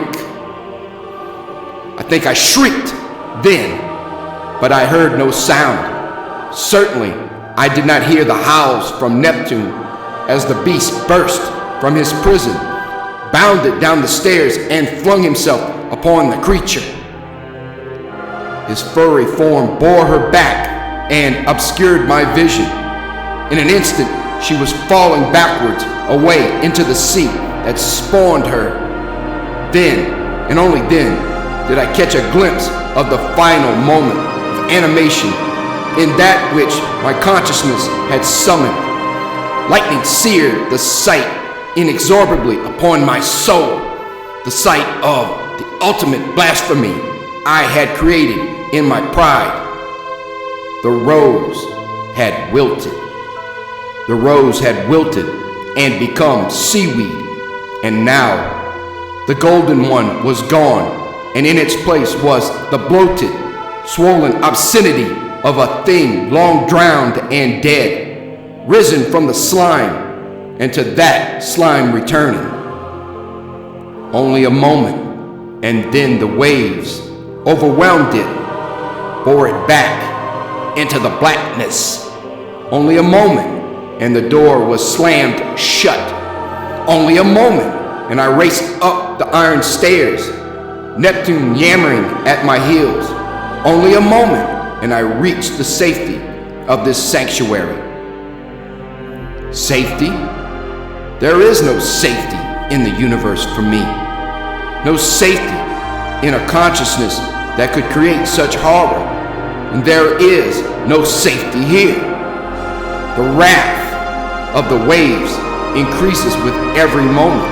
The anger of the sea and its creatures rises to an inevitable crescendo. Mad or sane, it does not matter, for the end is the same in either case. I know now that the lighthouse will shatter and fall. I am already shattered and must fall with it. There is time only to gather these notes, strap them securely in a cylinder, and attach it to Neptune's collar. It may be that he can swim or cling to a fragment of debris. It may be that a ship passing by this toppling beacon may stay and search the waters for a sign, and thus find and rescue the gallant beast. That ship shall not find me. I go with the lighthouse and go willingly down to the dark depths.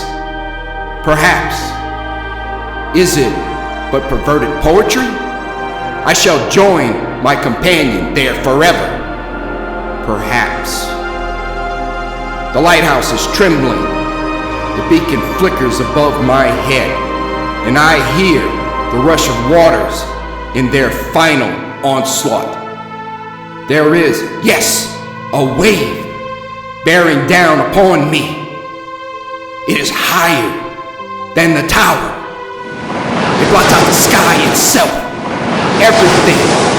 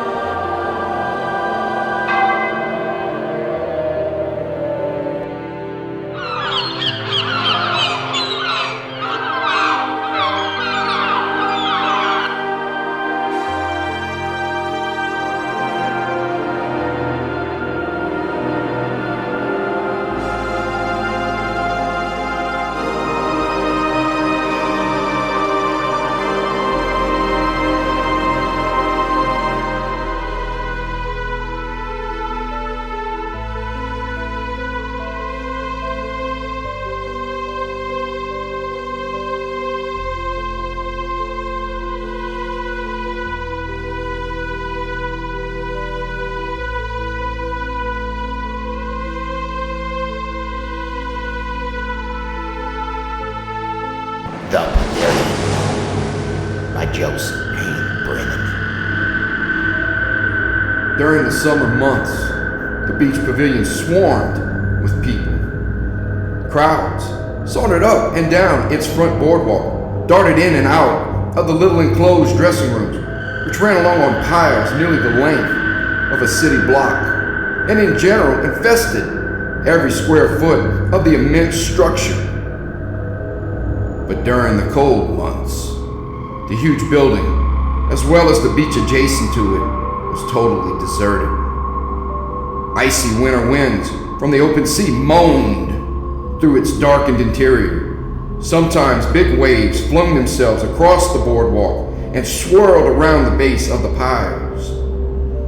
Only a few front locker rooms were equipped with electricity, but during the summer, brilliant sun usually penetrated the slat roof, creating a clear but subdued light, which was entirely pleasant and adequate. During the overcast days of winter, however, very little light came through the roof.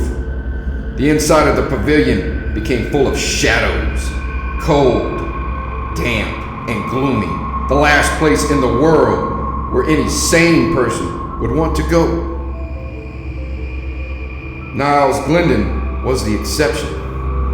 As he started out for the pavilion one cold, cloudy afternoon in late February, he was entirely sane. He had a reason for going. He had paid a visit to the pavilion some 4 months before, under rather unusual circumstances. Then, he had driven to the pavilion with his old friend Kurt Ressinger. Kurt, however, hadn't had much choice in the matter. During the drive to the beach, he had lain huddled on the floor in the rear of Niles' car, limp and purple-faced, with Niles' finger marks still on his squeezed gullet. Kurt had been foolish enough to refuse Niles a small loan of $500. Little enough, Niles figured, after all the favors Kurt had accepted in the past. Little enough after the dozens of times Niles had gotten him out of jams. When Niles ran into a flurry of bad luck, instead of coming to his aid, Kurt had grown distant. And that day in late October had been the finish. Kurt had finally reluctantly agreed to meet Niles at a crossroads not too far from the beach, which was a convenient halfway point for both of them. Once there, however, he had flatly refused Niles' request for a loan and had finally intimated that so far as he was concerned, their friendship was at an end. Niles, white with fury, had controlled himself with effort. And then, when they were parting, Kurt's car had refused to start. Masking his violent anger, Niles had offered to drive Kurt home. Once away from the crossroads, out on the deserted beach highway, Niles had repeated his request for a loan. Again, Kurt refused, and this time Niles' fury had exploded savagely. Braking the car to a sudden stop, he had whirled, seized Kurt by his thin throat, and mercilessly throttled the life out of him. After appropriating Kurt's wallet, which contained a helpful $80, he had jammed the corpse out of sight on the floor of the car and driven to the beach pavilion. It was a chill, rainy day in late October, and the big building had been deserted. Nobody had been in sight along the beach. Fetching a small shovel from his car, Niles had dragged the corpse of his old friend into the pavilion and buried it in the sand among the piles. When summer came, he knew people would be hurrying about on the plank walks, only 6 or 7 feet overhead. But he had little fear that the body would be discovered. Who would ever want to climb down from the plank walks and start digging in the damp sand at the base of the piles? During the ensuing winter, however, several fierce storms had raged along the beach. Niles had read newspaper accounts which stated that huge waves had washed inland, creating damage to shore properties. Undoubtedly, he reflected, a large amount of seawater had flooded in under the boardwalks, of the beach pavilion, surging and swishing among the piles. It was possible that some of the sand had been swept about. It was even possible that his old friend Kurt had been disturbed in his rude resting place. As he drove toward the beach this dreary afternoon in late February, he was not really worried. In the first place, he was under no suspicion. He had been questioned after Kurt's disappearance, as had all Kurt's other friends, but the grilling had been a mild one, a mere routine. No one had seen him at the crossroads meeting, and no one had seen him near the beach. After a thorough investigation, the police began to lean toward the suicide theory, and of course, in many subtle ways, Niles fostered the idea.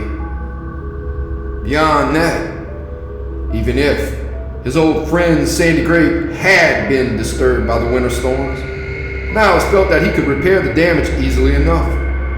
Nobody would stop at the pavilion till at least April. Certainly he was unlikely to encounter anyone on a raw, windy day in February. He drove down the beach road without passing a single car, and when he pulled up near the pavilion, not a living soul was in sight. As he climbed out of the car and started walking toward the beach, he was surprised at the force of the wind. It was a damp, penetrating wind, which struck through his clothes and made him shiver. Under a dark sky, the beach was a spectacle of desolation. For as far as the eye could see, great gray waves pounded far up on the empty sands. A litter of rubbery green seaweed twitched and tossed at the tide line. As Niles stood watching, a single seagull swung down out of the overcast and scrutinized him sharply with its cruel eye. He considered that an evil omen. Shivering, he walked toward the pavilion. As he moved along the outside boardwalk, he noticed that many of the wooden slats had been torn up by the wind and waves. Some were holding by a nail or two, and others were strewn about loose. He entered the shadowy building with reluctance, his feet echoing hollowly on the plank walks. As he advanced into the darkened interior, he began to wish he had not come. It seemed colder, damper, and drearier inside than out. It occurred to him that the entire building at this time of the year resembled nothing so much as a huge tomb. Glancing nervously at the creaking, half-open doors of the little dressing rooms as he passed along, he was startled enough to freeze in his tracks as he suddenly saw a pair of sneakers protruding from under one cubicle. The shoes were empty, of course, abandoned by some hurried or forgetful swimmer the summer before, and he felt angry with himself for his foolish fright. He went on, further and further into the immense building, and soon he saw with misgivings that a number of the inside plank walks had collapsed. That probably meant that the wind-driven waves had very definitely gotten inside. Peering over the frail hand railing, he stared down at the sunken piles which supported the building. They appeared secure enough, but he noticed that the bed of sand was damp and riddled by puddles. Also, the sandy floor was no longer smooth and even. In some spots, the sand had been heaped up in little mounds. In others, it had been scooped out, leaving hollows.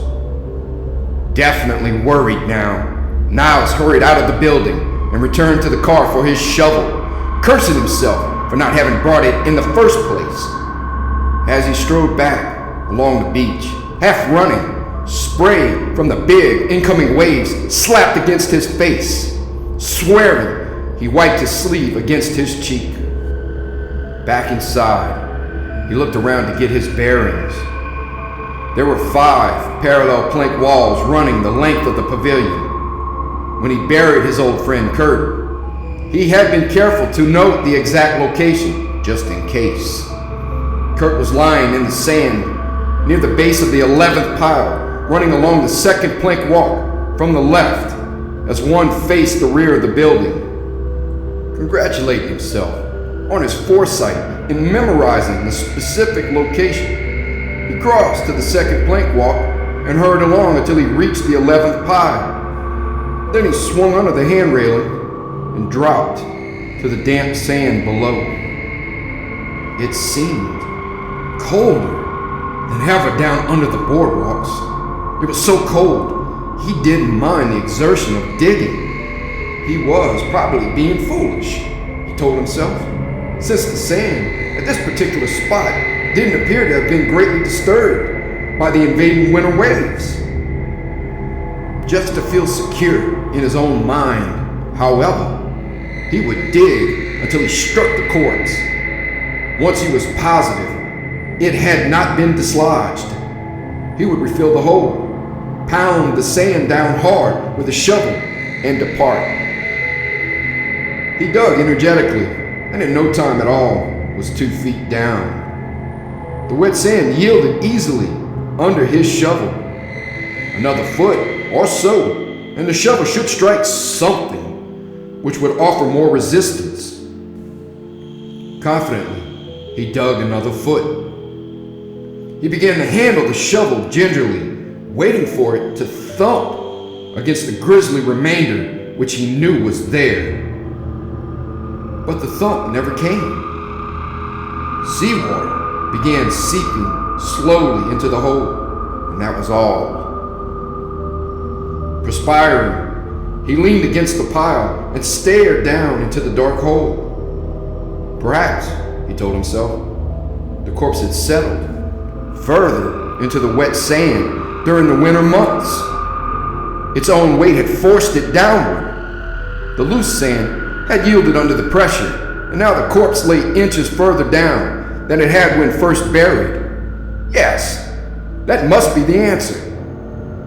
Reassuring himself, he began to dig again. But after he had dug down another foot, he uncovered nothing but more sand, and now water began welling rapidly into the hole.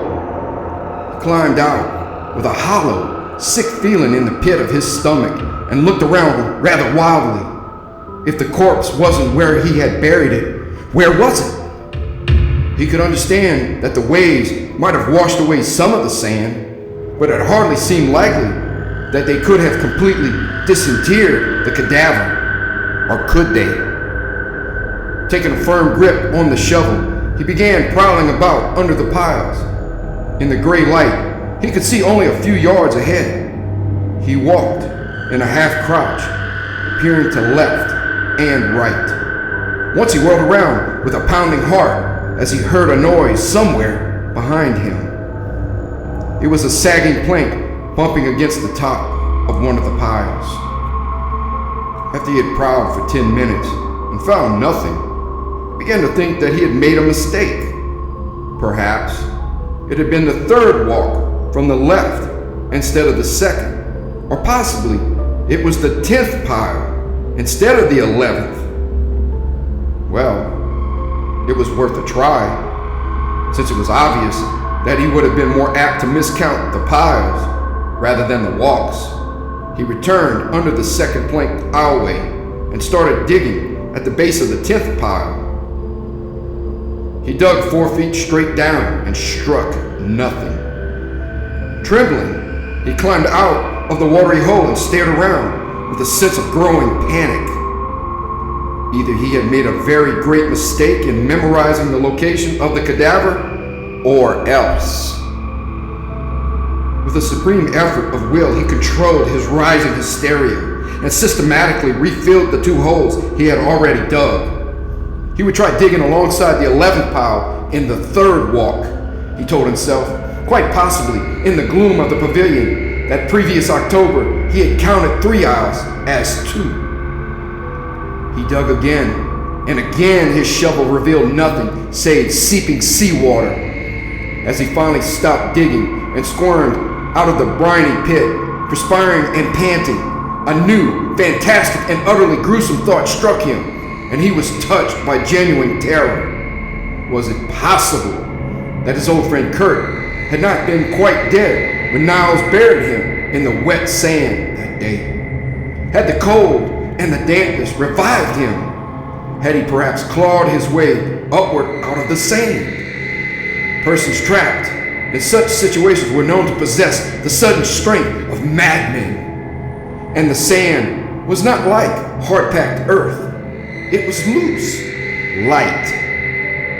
Frenzied with horror at this thought, Niles began racing up and down between the rows of piles. With his terror, paradoxically enough, came insane rage. He began screaming the name of his old friend, cursing him, daring him to show himself. As he lunged up and down and in and out among the piles, a rising wind whipped through the pavilion, slamming the little dressing room doors, rattling the railings, howling shrilly under the roof. Also, the sea waves, flung at the crest of a rising tide, began swirling over the outer boardwalks. In a few minutes, the damp sand floor of the pavilion started covering with water as the wind-driven tide beat shoreward with increasing strength. Niles, sloshing in water up around his ankles, scarcely noticed. He darted about in the semi-darkness under the walks like some monstrous ferret on the trail of an elusive hare. He bolted about like a maniac, slashing at shadows with his shovel, glaring between the piles as if he saw enemies closing in on all sides of him. "You're hiding, damn you!" he screamed. "I know you're here! I'll find your filthy carcass! I know you're here! I know you're here!" As he bolted and raged about, bereft of reason, the incoming tide rose to his knees and began creeping higher. He paused finally, weak with exhaustion, and leaned against a pile. It was then that he saw it. It came floating placidly out of the farthest dark corner of the pavilion. There, where the supporting piles were grouped so closely together, it was almost impossible to see. Propelled by the tide, it glided toward him, unhurriedly, face up, and grinning, faintly phosphorescent. Its fishbelly eyes rolled so far back in its head, only the whites remained visible. Minutes before, he had been ready to rend and smash it with his shovel. Now that he saw it, in actuality, swirling toward him with its half-fleshed face and its hideous lipless grin, sheer, heart-squeezing terror crowded out every other emotion. His only impulse was to escape. While a hoarse scream of madness wrenched itself from his throat, he leaped upward wildly and clutched at the overhead boardwalk. Missing, he fell backward with a great splash, jamming his leg between two adjacent piles. As he struck the water, he twisted violently, and the combined pull and impact broke his shin bone. It cracked audibly. The white-hot pain was so intense, it cut through even his terror. He screamed underwater, and his mouth immediately filled with brine. Thrashing about like a harpooned fish in the shallows, he finally got his head above water. The pain in his leg was indescribable, but as the first blinding shock of it was over, he comprehended the full horror of his situation.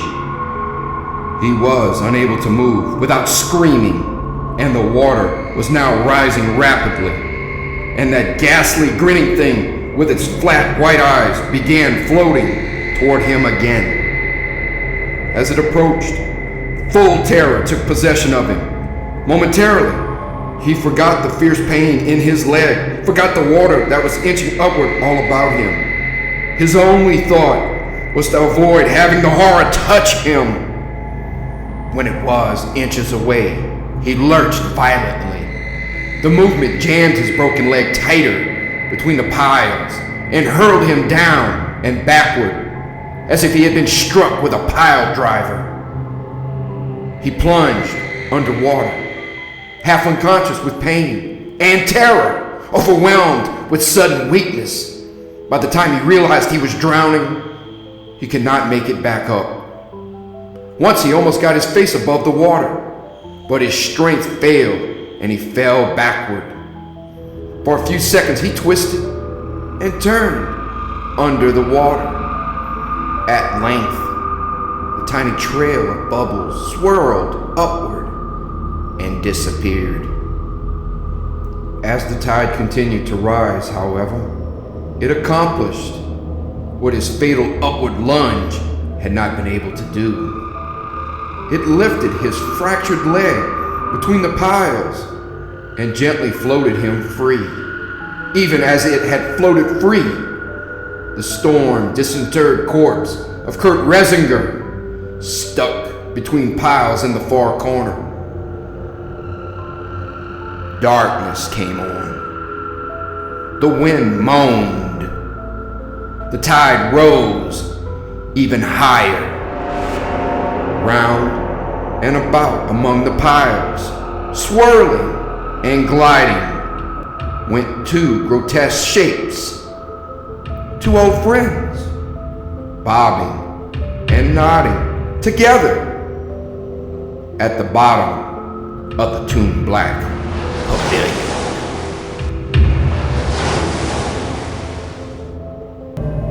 Chickamauga by Ambrose Bierce.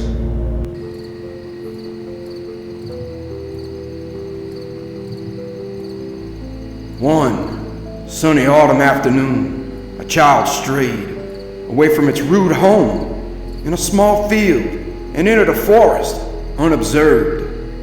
It was happy in a new sense of freedom from control, happy in the opportunity of exploration and adventure. For this child's spirit, embodies of its ancestors, had for thousands of years been trained to memorable feats of discovery and conquest, victories in battles whose critical moments were centuries, whose victors' camps were cities of hewn stone. From the cradle of its race, it had conquered its way through 2 continents, and passing a great sea, had penetrated a third, there to be born to war and dominion as a heritage. The child was a boy aged about 6 years, the son of a poor planter. In his younger manhood, the father had been a soldier, had fought against naked savages, and followed the flag of his country into the capital of a civilized race to the far south. In the peaceful life of a planter, the warrior fire survived. Once kindled, it is never extinguished. The man loved military books and pictures, and the boy had understood enough to make himself a wooden sword, though even the eye of his father would hardly have known it for what it was. This weapon he now bore bravely, as became the son of an heroic race, and pausing now and again in the sunny space of the forest assumed, with some exaggeration, the postures of aggression and defense that he had been taught by the engraver's art. Made reckless by the ease with which he overcame invisible foes, attempted to stay his advance, he committed the common enough military error of pushing the pursuit to a dangerous extreme until he found himself upon the margin of a wide but shallow brook, whose rapid waters barred his direct advance against the flying foe that had crossed with illogical ease. But the intrepid victor was not to be baffled. The spirit of the race, which had passed the great sea, burned unconquerable in that small breast and would not be denied. Finding a place where some boulders in the bed of the stream lay but a step or a leap apart. He made his way across and fell again upon the rear guard of his imaginary foe, putting all to the sword. Now that the battle had been won, prudence required that he withdraw to his base of operations. Alas, like many a mightier conqueror, and like one, the mightiest, he could not curb the lust for war, nor learn that tempted fate will leave the loftiest star. Advancing from the bank of the creek, he suddenly found himself confronted with a new and more formidable enemy. In the path that he was following sat, bolt upright, with ears erect, and paws suspended before it, a rabbit. With a startled cry, the child turned and fled. He knew not in what direction, calling with inarticulate cries for his mother, weeping, stumbling, his tender skin cruelly torn by brambles, his little heart beating hard with terror, breathless, blind with tears, lost in the forest. Then, for more than an hour, he wandered with erring feet through the tangled undergrowth, till at last, overcome by fatigue, he lay down in a narrow space between two rocks, within a few yards of the stream, and still grasping his toy sword, no longer a weapon, but a companion, sobbed himself to sleep. The woodbirds sang merrily above his head. The squirrels, whisking their bravery of tail, ran barking from tree to tree, unconscious of the pity of it. And somewhere far away was a strange, muffled thunder, as if the partridges were drumming in celebration of nature's victory over the son of her immemorial enslavers. And back at the little plantation, where white men and black were hastily searching the fields and hedges in alarm, a mother's heart was breaking for her missing child. Hours passed, and then the little sleeper rose to his feet. The chill of the evening was in his limbs, the fear of the gloom in his heart. But he had rested, and he no longer wept. With some blind instinct which impelled to action, he struggled through the undergrowth about him and came to a more open ground. On his right, the brook. To the left, a gentle acclivity studded with infrequent trees. Over all, the gathering gloom of twilight. A thin, ghostly mist rose along the water. It frightened and repelled him, instead of recrossing in the direction whence he had come. He turned his back upon it and went forward toward the dark enclosing wood. Suddenly saw before him a strange, moving object, which he took to be some large animal, a dog, a pig. He could not name it. Perhaps it was a bear. He had seen pictures of bears, but knew of nothing to their discredit, and had vaguely wished to meet one.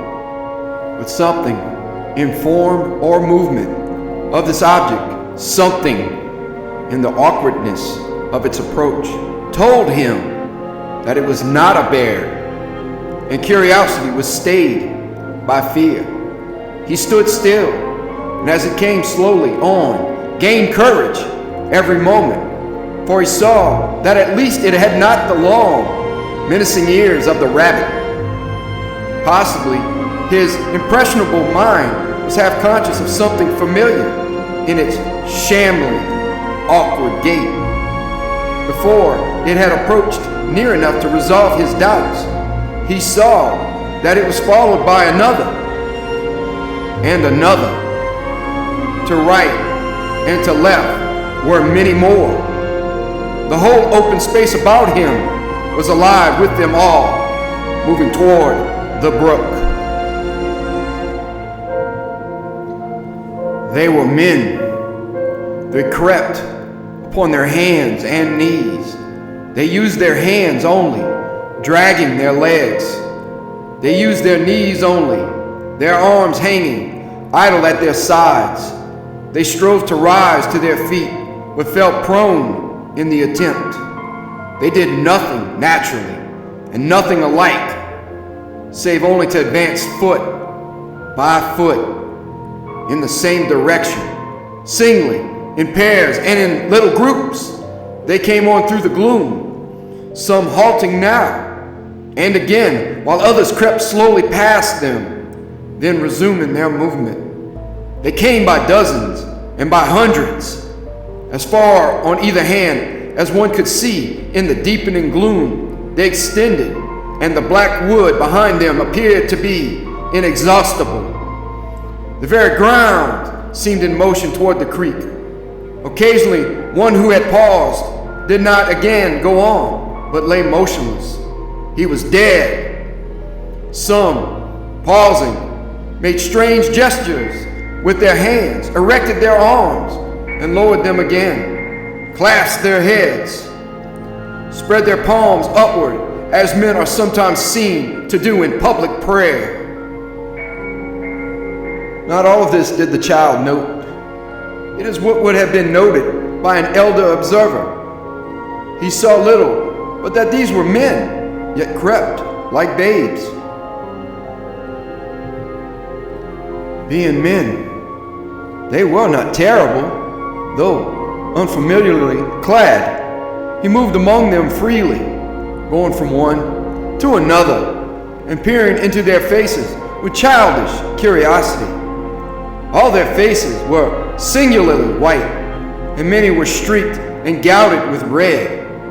Something in this, something too, perhaps, in their grotesque attitudes and movements, reminded him of the painted clown whom he had seen last summer in the circus, and he laughed as he watched them. But on, and ever on, they crept, these maimed and bleeding men, as heedless as he of the dramatic contrast between his laughter and their own ghastly gravity. To him it was a merry spectacle. He had seen his father's Negroes creep upon their hands and knees for his amusement, had ridden them so, making believe they were horses.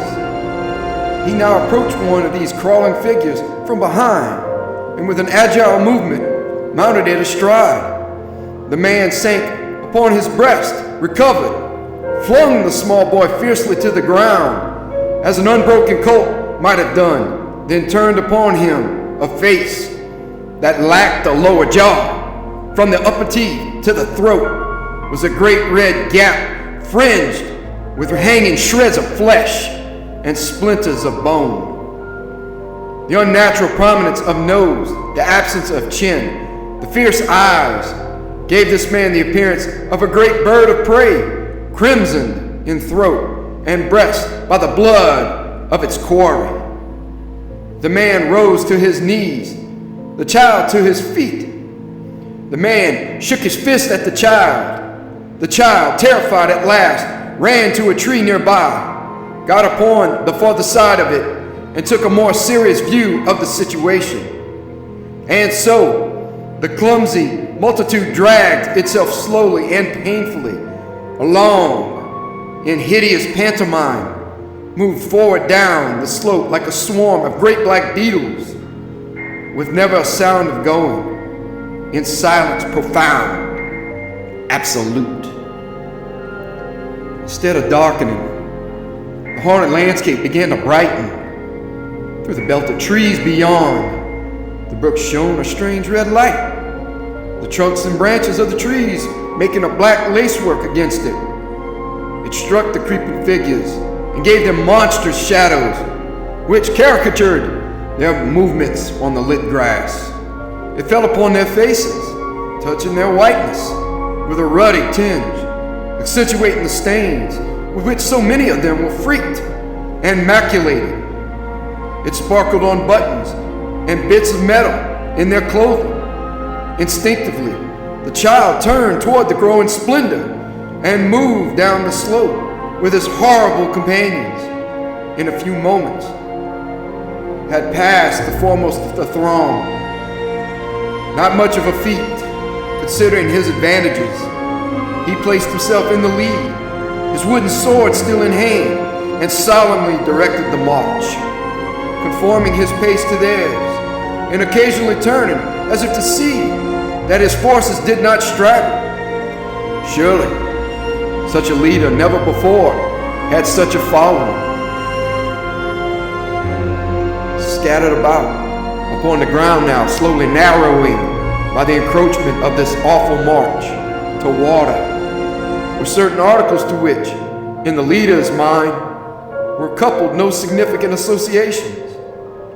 An occasional blanket, tightly rolled lengthwise, doubled and the ends bound together with a string. A heavy knapsack here, and there a broken rifle. Such things, in short, as are found in the rear of retreating troops, the spoor of men flying from their hunters. Everywhere near the creek, which here had a margin of lowland, the earth was trodden into mud by the feet of men and horses. An observer of better experience in the use of his eyes would have noticed that these footprints pointed in both directions. The ground had been twice passed over, in advance and in retreat. A few hours before, these desperate, stricken men, with their more fortunate and now distant comrades, had penetrated the forest in thousands.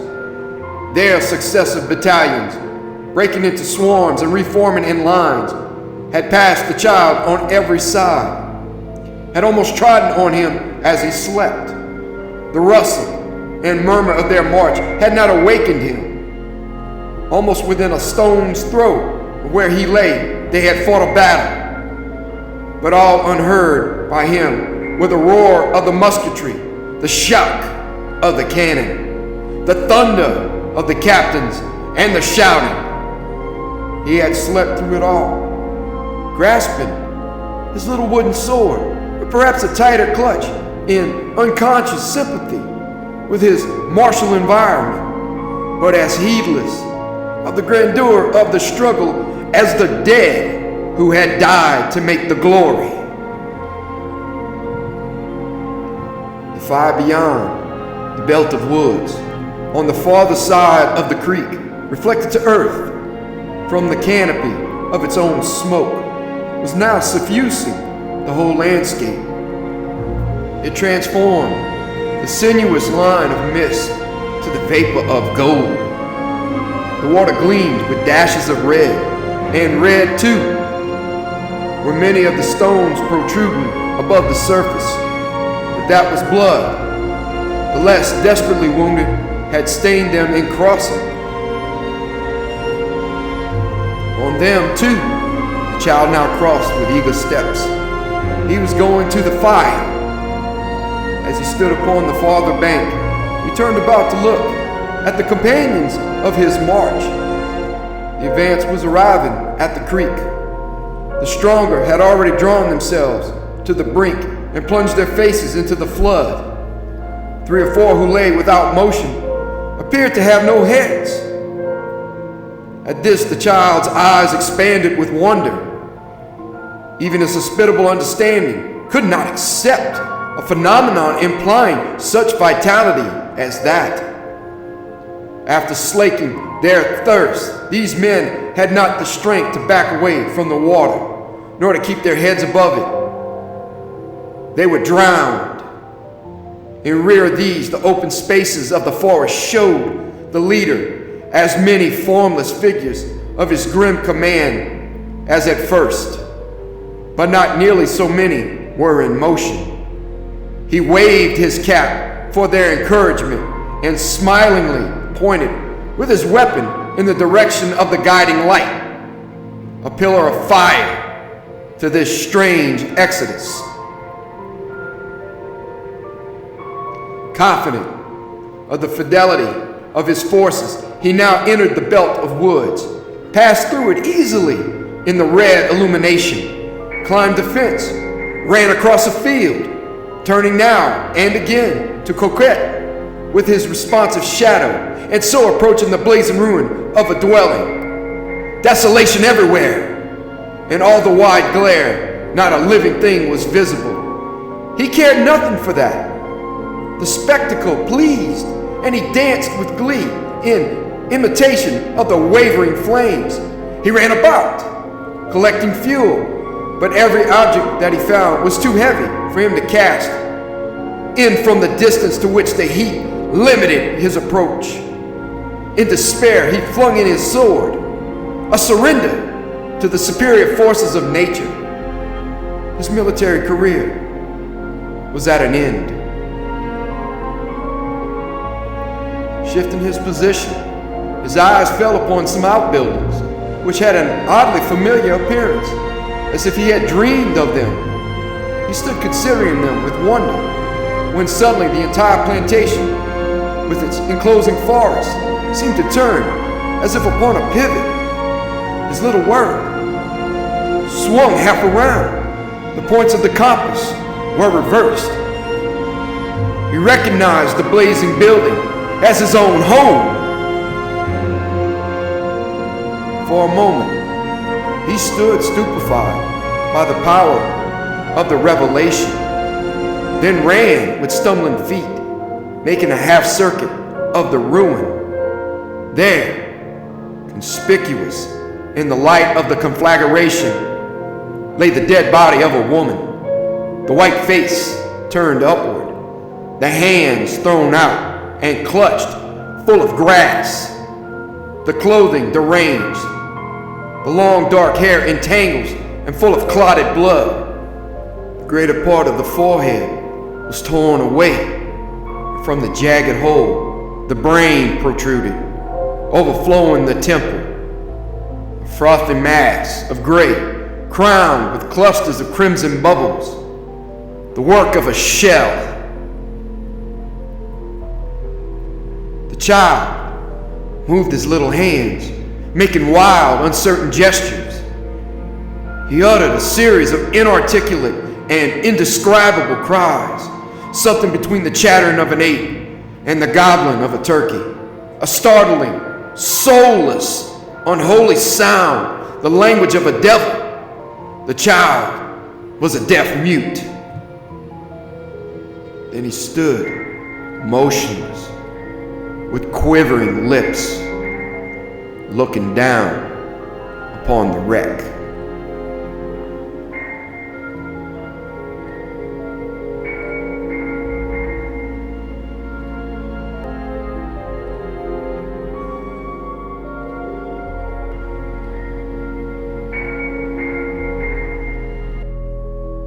The Shadow on the Stone by Thomas Hardy, published in 1917 for Moments of Vision. I went by the druid stone that broods in the garden, white and lone, and I stopped and looked at the shifting shadows that at some moments fall thereon. From the tree hard by with a rhythmic swing, and they shake in my imagining to the shade that a well-known head and shoulders through there when she was gardening. I thought her behind my back, yea, her I long had learned to lack, and I said, I am sure you are standing behind me, though how do you get into this old track? And there was no sound but the fall of a leaf as a sad response. And to keep down grief, I would not turn my head to discover that there was nothing in my belief. Yet I wanted to look and see that nobody stood at the back of me. But I thought once more, nay, vision, a shape which, somehow, there may be. So I went on, softly from the glade, and left her behind me, throwing her shade. As she were indeed an apparition, my head unturned, lest my dream should fade.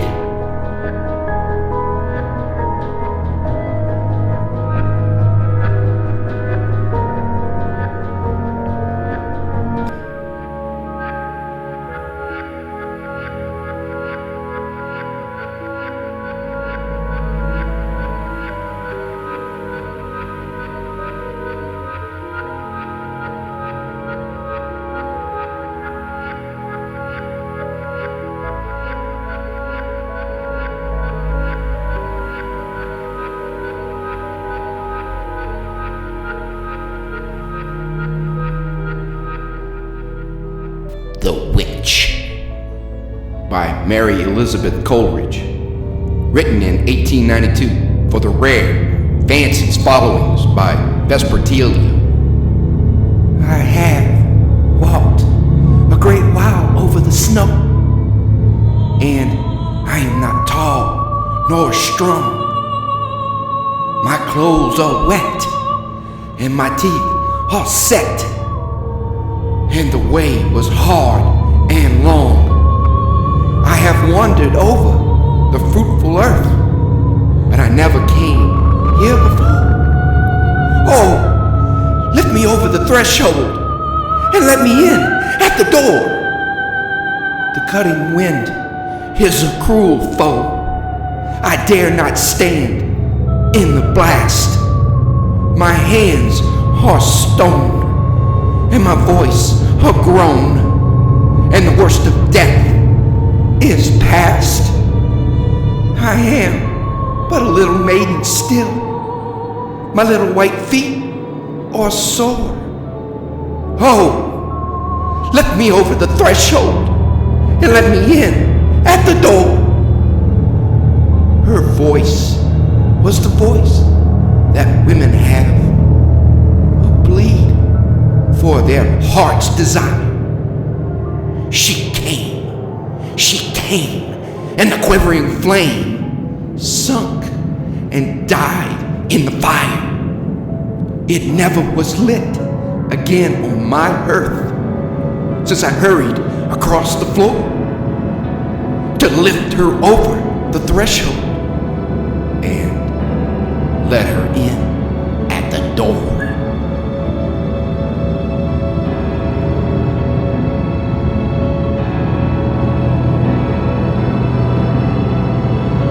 Thank you for listening. Have a great night.